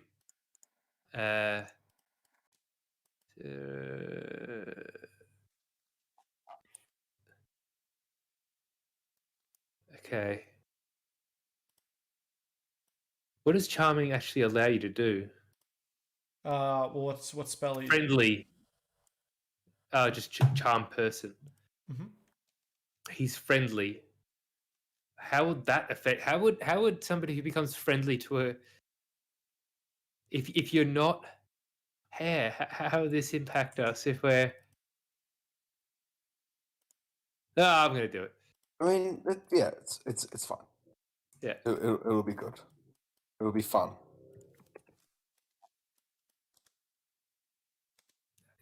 Why didn't that cast? Did anyone realize? Hey, I didn't do that. No. Sorry, I was anyone- moving you to check if I can move you up the stairs. So charm person. You attempt to charm a humanoid. It must make a wisdom saving throw. Wisdom saving throw. Yeah. It has to beat 14. Okay. But it does so with disadvantage. Why? Oh, wait, no. Sorry. It does so with advantage if somebody else is fighting it. Yeah, but he's not. But yeah, You he's haven't not attacked him fighting yet. it. Yeah. No. So you appear and cast your sort of nature magic on this guy. And he's sort of standing there looking at you.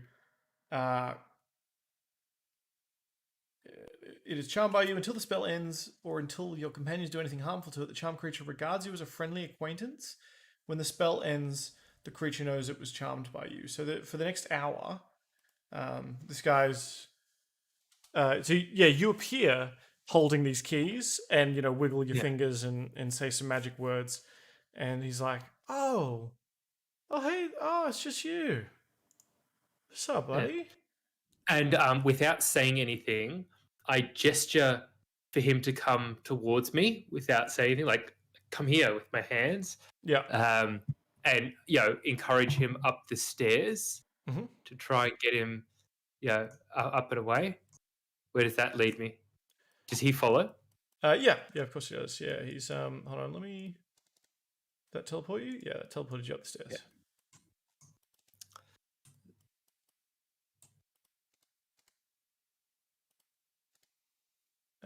Cool. All right.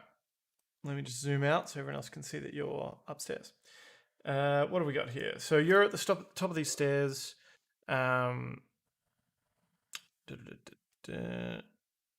Balcony, master bedroom. Guest suite. So you make your way kind of up the servants' stairs, and he follows you up here. There's two sort of narrow corridors with doors in them,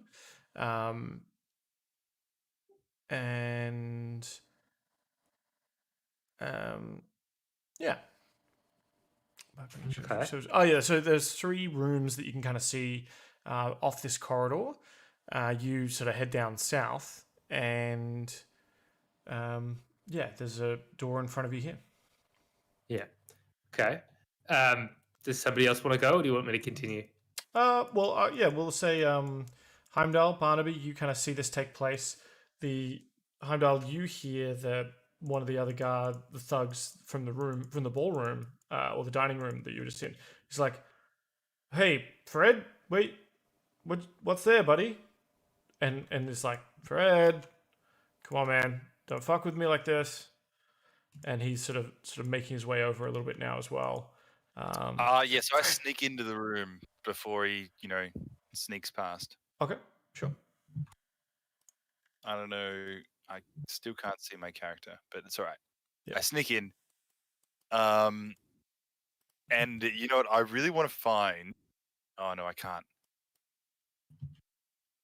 I guess I just cruise around and see if there's doors and shit like that I can... So there's the main things that you can see in this room. There's a staircase heading upstairs. There's a door to the north. There's a front door that appears to lead outside into the yard. So the main front doors of the place. Down at the bottom right here is a room that possibly leads into you know, similar to area you were in before, like a pantry or a kitchen or something. And there's a couple more doors that lead off into side rooms as well. All right. Can I crack this door open and Absolutely. sneak through? G- And essentially, I'm looking for the burnt guy. Right. Is the burnt guy around? You don't see him, so you crack open this door while the guard is kind of distracted and seemingly walking towards the laundry back to where you are, Barnaby. You see him sort of poke his head in, kind of look around. He's like, Fred, come on, man, what the fuck? This isn't funny, man. And Barnaby, you're still sort of hiding behind chamber pots and things like that, are you? Oh yeah. I've gotten up and I've started to move behind here. Yep. And as he comes closer, I'm going to take a leaf out of my boy's book and charm person. Okay. So again, wisdom saving throw for this one. Ooh. I'm going to cutting words him. Okay. So it's he's got to roll a d8. Is that right? And I minus think I that. roll the d8. Oh yeah, you roll it. Sorry, yeah. Does that just add to? Minus from his roll, I'd say. Yeah. Nice. So at first he's like shaking off the charm spell, but what do you say to kind of get him under your control? Say, come on, man, you know me. It's Phil. I'm mates with your sister. Yeah, so at first he's like, who the fuck are you? And he like raises his mace. He's like, oh, Phil. Yeah, mates with my sister. Right. Phil, my sister. Phil. Oh, dude. I'm on a job here, Phil. You can't be in here, mate. Oh, come on, man, it's all good. Just wait, take us through here. Just give us a tour. You always said you were gonna. So Heimdal, you hear this conversation going on as you look into what is some kind of parlor. In here are the bodies of two guards lying atop blood-soaked rugs. The guards wear chain shirts and that same kind of livery that you see on the other ones. The room is furnished for comfort. Contains sort of dainty chairs, a chaise lounge, a wine cabinet, framed paintings. Yeah. Fancy place. Can I check it out? Sure. Yeah, you walk in there. And it looks like someone had been staying in here. There's as you make your way in, like next to one of the chairs is sort of a bowl with a bunch of bandages, bloody bandages, and poultices and things like that, in various states of being used. You think that someone was treated for burns in here, and then perhaps killed people in this room and left. What? Whoa. Can you repeat that? Someone was treated for burns? Someone was treated for burns in this room, and it looks like from the where the dead bodies are that they attacked guards in this room and then left. No shit. So they turned on their own crew. Meanwhile, Barnaby, you've got Nobby Knobs here saying like, oh look, I could show you around a little bit, but I can't. I'm in the middle of a job, mate. I can't be playing babysitter. Yeah, no worries, man. That's fine. Just show us around. Come on, don't be so rude. You know, I've come all the way down here because you said you were going to show me around. Yeah. All right. Well, what do you want to see? Oh, what's going on upstairs? There's a bit of fighting up there. I don't know if we want to go upstairs. We haven't quite secured the place yet. That's all right. Oh, that's knowledge. That is knowledge. Very useful. Okay. Why don't you take me to the coolest thing that you found here? Well,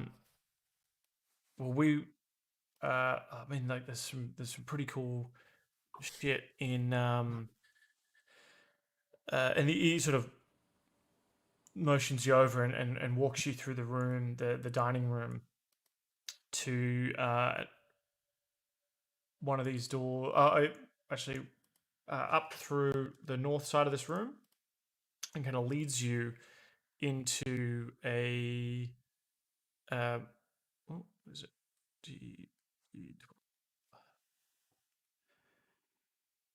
What appears to be kind of a big old library. There's tall bookshelves packed with tomes, sliding wooden ladders mounted on rails. In one corner, there's an iron lectern with a closed, locked, leather-bound tome resting on it. And there are two padded chairs facing a large fireplace. One has a wolf skin draped over it. And he takes you over there. He's like, "This is fucking cool." And he's like oblivious to the books. He's like, "Check out this wolf pelt, mate. Like, I reckon I'd get one of these and put that on my shoulder, and I'd be like, Hrun the Barbarian." Oh yeah, you would, mate. It looks so cool. Wow, this is awesome. Who'd this belong to? These are the Garfields, mate. They done fucked up. What did they do? Well, they tried to. Oh, you don't know him, but so this guy I'm working for, Floxen.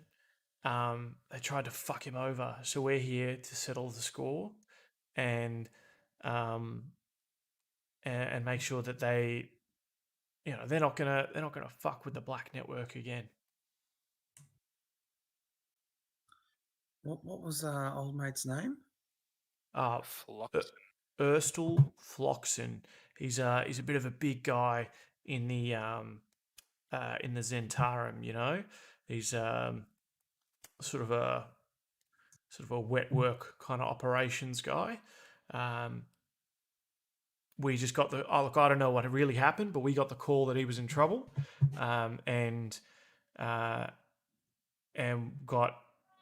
got sent down here to sort of take care of things, and bust him out and make sure he got back safe.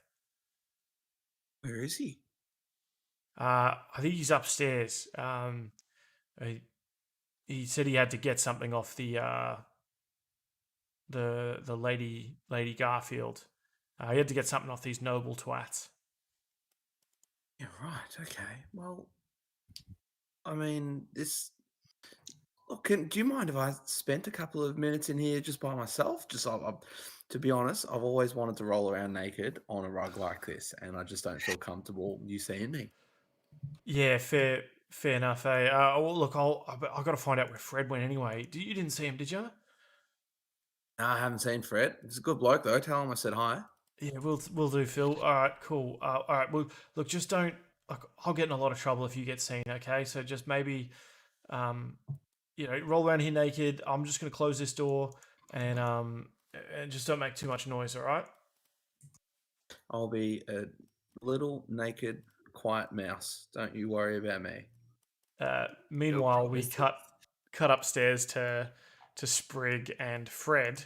What are you doing up here, Sprig, with this other Zentarum guard in the corridor? So I create a narrative just like Paul did and just insinuate myself into that narrative. So I was like, "Hey, Fred, I think we forgot to loot some of these rooms. Have you been in here yet?" He says, "No. There's I was told to hold the main room. I don't know. There's no way out up here."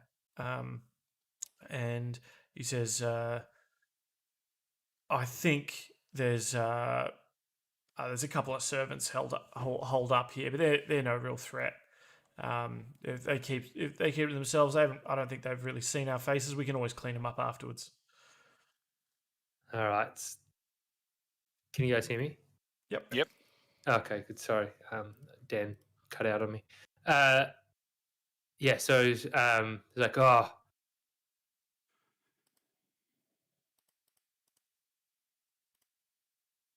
Now I've lost you though. Yeah, no, we lost you, mate. I almost. So after hearing, because I was hanging out invisibly with Barnaby and his mate, Yeah. and after hearing Floxen wants revenge and stuff like that, I'm kind of tempted just to go hang out near the horse. Can we tell where the horse is Where the horse is? What? when the horse moves? I don't think you can know that from inside the house. Even though we got a teleporting dagger on it? No, I don't think you know the location of the dagger unless you cast your locate object. You don't know where the dagger is. You just know that whoever is attuned to the dagger can say the command word to teleport to it. So I can locate object and I can know where an object is and the direction it's traveling. Yep. And how long It'd does break- that last? And it would break your Well- invisibility. It's up to 10 minutes. Yeah. So for the next So 10 I'm just- minutes, you could know the location of that dagger or, the saddle or whatever. Yeah. All right, not important now. We've got a dagger on it, so I'm gonna head towards the other stairs. I don't know if it's my turn. Sure. Well, yeah, we're kind of out of initiative, but it's Can I? So I want to find this. So I'm assuming that guy is going after the Stone of Galore. The other person. if you want it. So can I ask? Actually, Barnaby's not with him anymore, so I guess I'll go up these stairs. All right, let me make some stairs. There we go. All right, try moving up the stairs. Oh, you have. I'm up the stairs. You beat me to it. Damn, it's not teleporting up the stairs. Why? Oh well. Because he's blocked. I have got some really weird shadows all over this. Yeah, right. That's all right. So you make your way up the stairs. Let me move you up here. And then in here. So you make your way to the top of the stairs. You see...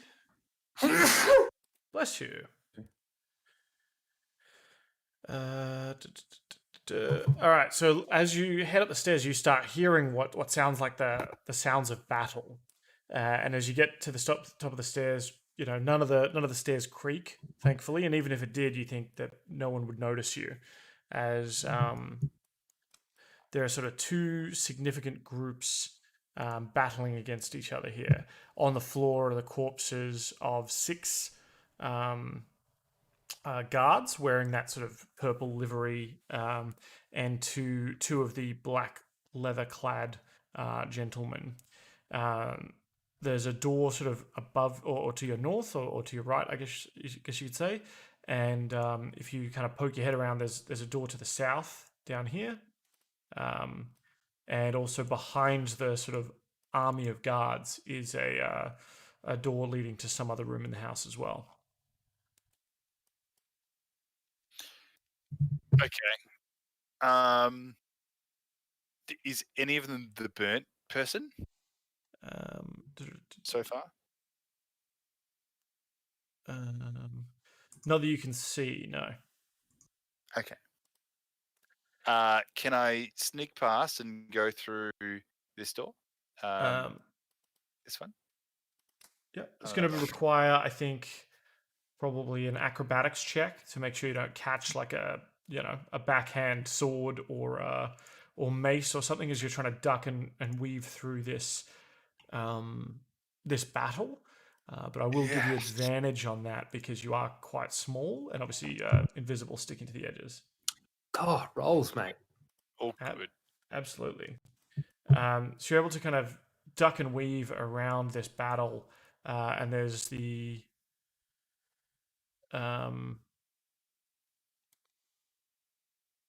doors to this room. Okay, yeah, this door's actually been thrown open.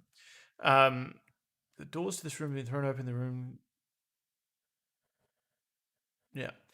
So you can kind of poke your head in, and you see a half orc armed with a rapier standing next to a well dressed. Oh no, sorry. You see a woman wearing a breastplate and armed with a rapier, standing next to a well dressed half orc with sort of a. He's wearing like a vest, like a suit vest, and like rolled up sleeves. And what has he got? He's holding a big morning star. This is what he looks like. Ooh. All right. Can I try and pickpocket the chick? Brett? And this is what she looks like. Oh, he looks like a douche. Part of me wants to side with the bandits on this one. Oh yeah, I think we've already sided with the bandits because you've already charmed 2 of the bandits. Yeah, but That doesn't mean that we've sided with them. We could just be manipulating them. I mean, Yeah, but if we're going to bust into this fray with 2 people who call us friend, then we've got an advantage. But we need to understand what our goal is. We're looking for the Stone of Galore. yes, Who do you think has it? not the bandits. The bandits are coming in to get it. So give no, me they're a. coming in to save. They're coming in to save old mate. Yeah, they're coming in to save Florix, but Floxen. he Yeah. wanted to.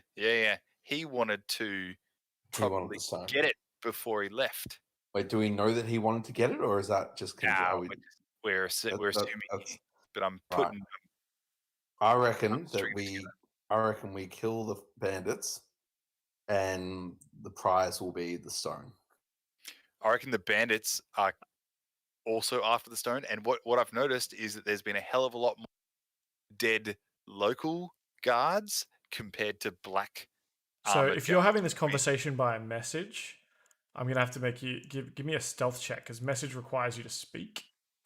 There's a What, verbal does it? component. Yeah, there's a verbal component to message. So you have to whisper a message for Barnaby to hear it. And if you're walking through the room whispering to Barnaby, I'm not whispering Okay, it. so you're in this room alone then. I totally am in this room alone. Yeah, I'm not- invisible by myself. Then you're not able to table talk what you're going to do next. I'm Mm, not, I just want to pickpocket this chick to see if she's got the stone on her. So give me. You see as you walk in, she doesn't have pockets. Like she's got a dress on. There's, everyone knows women can't have pockets because then they'd want to put stuff in the pockets. Uh-huh. She doesn't seem to have pockets. She does have a. She's holding a ring of keys. And in one hand, and she's got this sort of rapier in the other. She doesn't appear to have any pockets on the breastplate that she has hastily put on. All right. Maybe it's not a good sign. Oh, can I crack this door open sneakily? Yeah, give me a stealth check. They're not really focused on you. Obviously, they're kind of looking at the battle outside. But And what does inspiration do? after you've seen the roll, you can roll a 1d8 to add to that roll. The Amazing. door creaks. Yeah, the door That's all creaks open, and they kind of look to turn to look at you. I assume it opens outwards, because for fire safety reasons, and you can see out onto a balcony, a large balcony enclosed by an ornate wrought iron railing. Has a lounge, chairs neatly arranged on it, and the ground is about 20 feet below. Okay. You can also see as you poke your head out there. Yeah, that's about it. You can kind of see down into the yard a little bit, but not massively. All right. I'm just gonna. Can I go around and like whisper to the boys, like move away out of hearing distance, let them know that like there is shit going on up here, and it looks like the people who you guys have befriended may come in handy to take out the thugs up here. Okay. Mhm. Well, I mean, they can go do that. We don't need to get involved. We can sit back and wait for them to, I reckon that we direct them that way. I'm happy to say to Yeah. my mate, hey, go fights up there. Let's sit back and organically see what happens. Mm-hmm. Yeah. So am I hearing? I assume because I'm upstairs with the battle, I can hear the battle going on. Or am I oblivious to the battle? You can probably hear it coming through like the walls somewhat, right? But you don't see it where you are. All right. I say to Fred, sounds like a battle. Let's let's get our knives wet. I don't know. Let's find some battle. Let's get some action. Does he Yeah. seem keen? Is he keen on that? I suppose so. Yeah, that sounds all right. Let's go. I mean, you've got my back. You got my side, buddy. Like the two of us. I put my hand on his shoulder and go, always, Fred. Yeah, you and me, thick as thieves. And he makes his way downstairs. Barnaby, once you're alone in this library, what did you get up to? I assume you didn't actually strip off, but I can never really be sure. So, I'm a man of my word, Daniel. I did. I stripped naked. I rolled around. I always wanted to do it in real life. I genuinely would love to do that. I put my clothes back on and I get up and I pray that I wasn't allergic to anything, really. well, you were raised by wolves, I assume. So I was raised by wolves. That's true. So I don't know if it's saddening to see a wolf pelt over the back of this chair, or whether it's like a little bit of home. I didn't know him. So, I mean, it's like people, like all, there are some assholes. There are some dick wolves as well out there. I'm sure this guy deserved it. Whilst you spend some time here pulling your boots back on, in the 6 seconds it took you to get naked, roll around, and then put your boots back on, you see, get a good look at sort of many of the books on the shelves include historical texts, play scripts, novels, and even poetry collections. Wow. I absolutely go up and have a peruse and see if there's anything that jumps out at me.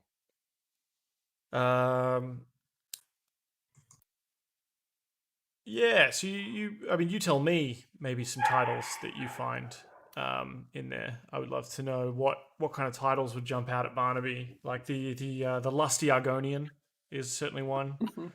The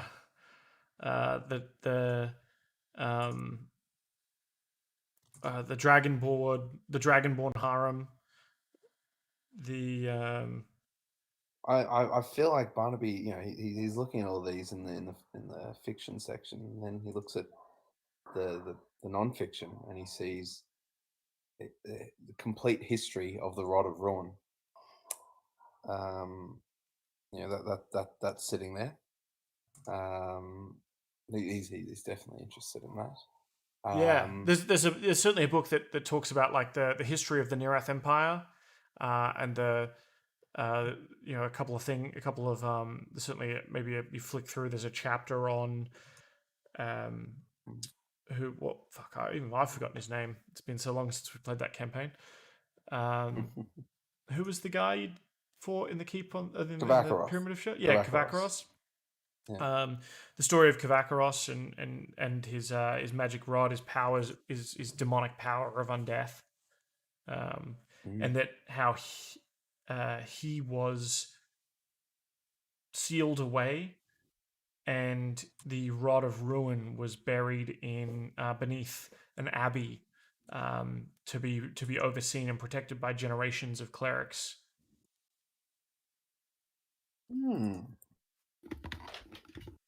Does it say where the abbey was? The Gardmore Abbey is in the Nentir Vale, sort of near the town of Winterhaven. What was the name of the abbey? Gardmore Abbey. Ardmore. That was its last known, according to this book, which was probably published 20 years ago, 30 years ago, something like that. That was its kind of last known location, or that's what the history books say is where it's buried, but no one's ever gone to check. Yeah.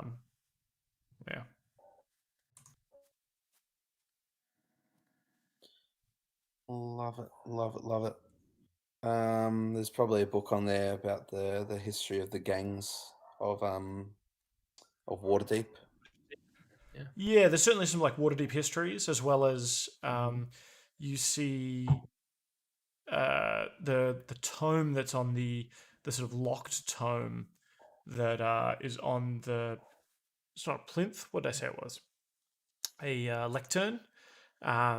Seems to have kind of like a family crest, and the a motto in Old Common, which you of course speak as a scholar of the classics, and that motto is, "Would you like to make a deal?" Oh God. Oh no. Oh no. Yeah. I put that book in. I take that book with me. The tome is locked to the lectern. Oh no. Oh, I'm so curious. I say the words. You say them out loud. I say them out loud. Nothing happens. The words. Nothing happens. No. Oh. Okay, can I open it and have a It read is. through? I mean, there's a big lock holding There's a this big lock, this right. book closed, and sort of like a chain holding it to the lectern. Can I do a perception check to see if there's a key anywhere in the room? Yep. Give me a perception check. Perception. Disgrace. Just plain and clear like Jeez, that's not bad. You search the Natty room. 17. You search the room. You don't find any keys, but this appears to be some kind of lock. You can feel, you're probably not as sensitive to these kind of things as Heimdal is, but you can feel that there is obviously a little bit of magic either around the book or around the lock itself. It's hard to tell as they're so like packed tightly together. I'm just All right. yeah, you don't. Alright, You find certainly a number of books. You find a small, a couple of rolls of poems and songs and things like that. Yeah. In fact, I gather that because that was quite a nice roll. I'm going to give you a song. From my magical song sheet here. What do we got? Bardicus the Bard. Paul. Yeah. cool.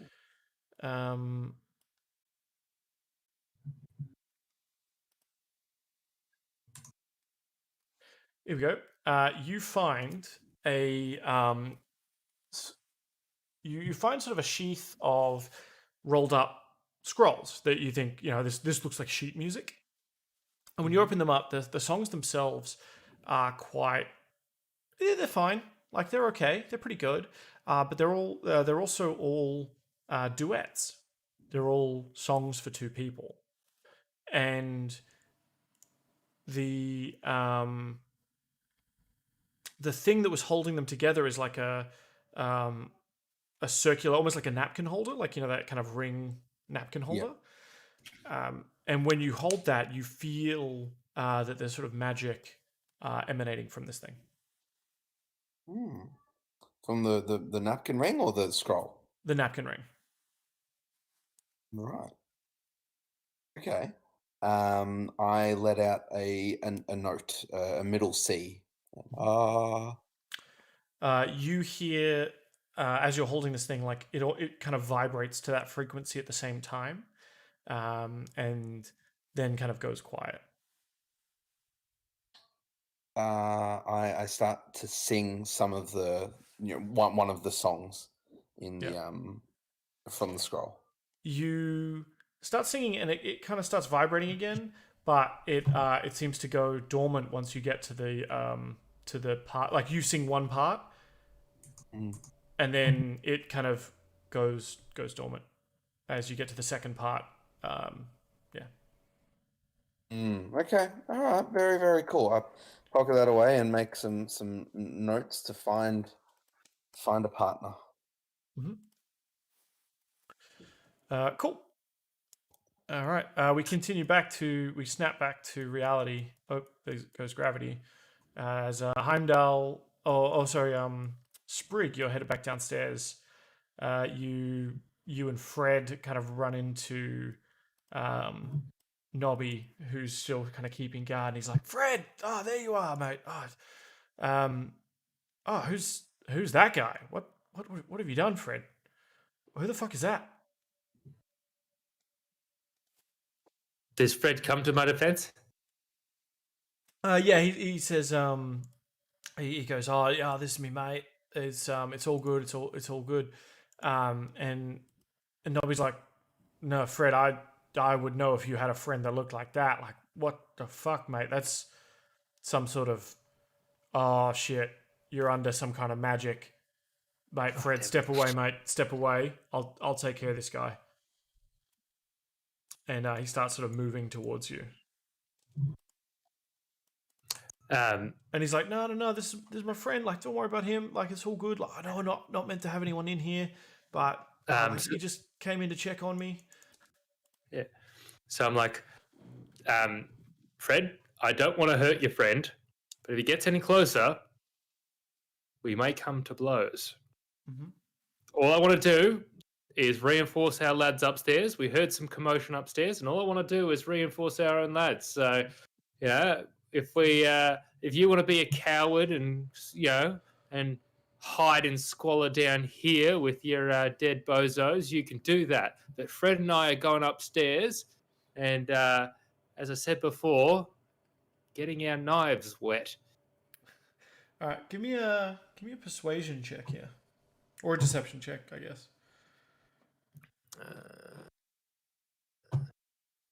Persuasion. It's perception. I'm not very good at either, but all right.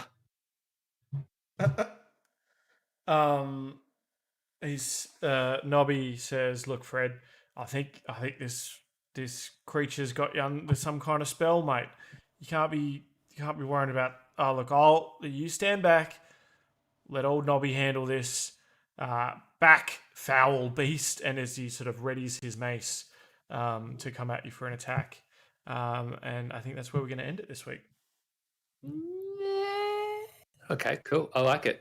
Yep. Start off with initiative next turn. I like it. Mm-hmm. Very nice.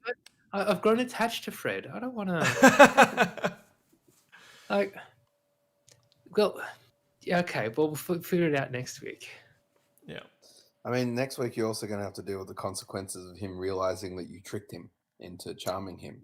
I mean, the love might be real for you, but for Fred, it's fabricated. He could be a completely different person. Yeah. Well, look, I'll let future Sprig deal with that. But at the moment, I just want to get through this initiative without murdering Fred and without Fred wanting to murder me. If I manage that, I'll be happy. Yeah. Not every problem can be solved by attacking a biracial gay couple, Barnaby. Okay, I know that's your initial way to handle most problems when a fireball goes off, but maybe Sprig handles his things a little differently. Maybe he does. I mean, he's a fool if he does, but hey, each to their own, I suppose. Yeah.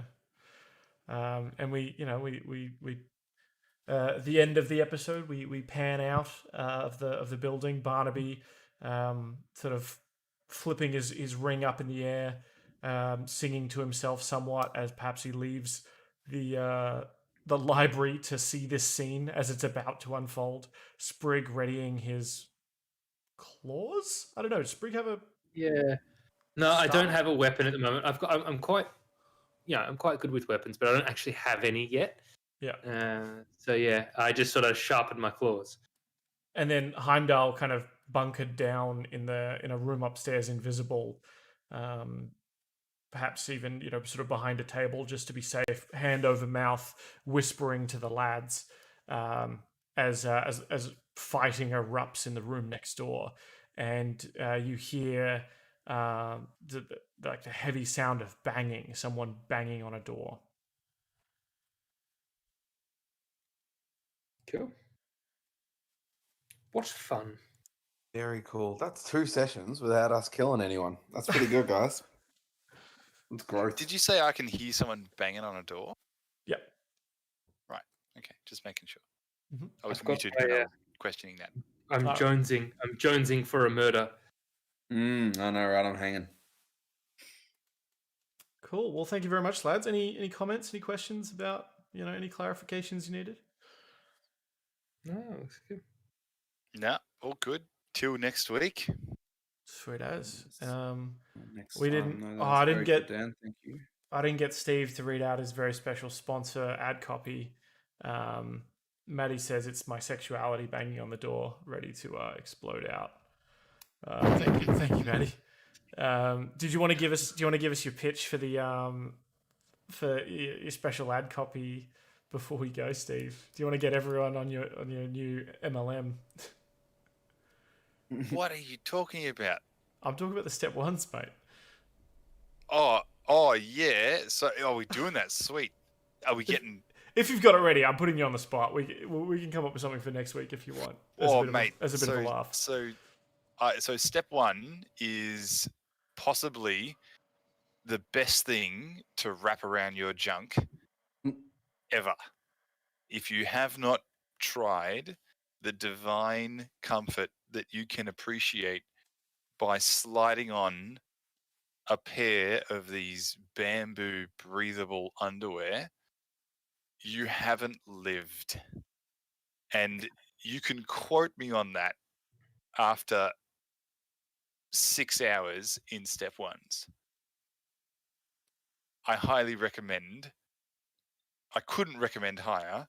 I don't know if this is a joke or not. Can you not hear the passion in my voice? Look, Dan, Heimdal I'm going to doesn't need you to trust. clarify here. Heimdal doesn't trust a lot of things, but what he does trust are some step ones around his junk. Yeah. Does Steve They have- work for step 1 now? Like, I'm not saying we're angling for a sponsorship, but I'm also wearing step ones. In fact, I think I've got the blue sailor ones on, and I'm A1 since day one. Stressful D&D sesh right here. Still feeling easy breezy down there. I got my happy plums, my purple plums on. Juicy plums. So look, not a joke. Get some step ones. Not even sponsored by them, but if they're sponsoring next week's show, you're damn well going to hear about them again. Everyone else, thank you very much for listening. We're going to call it a week. Can I please get a pair of A1s with just Sheriff Dan written on the junk? Get some special step ones. Yeah. Oh look, maybe if we can get a deal going, I'll see if I can get you some bamboo underwear with DM Daddy written on the junk. How about that? Awesome. All right. Thanks, lads. catch you, lads. I'm off skis. See ya. See ya. Yeah.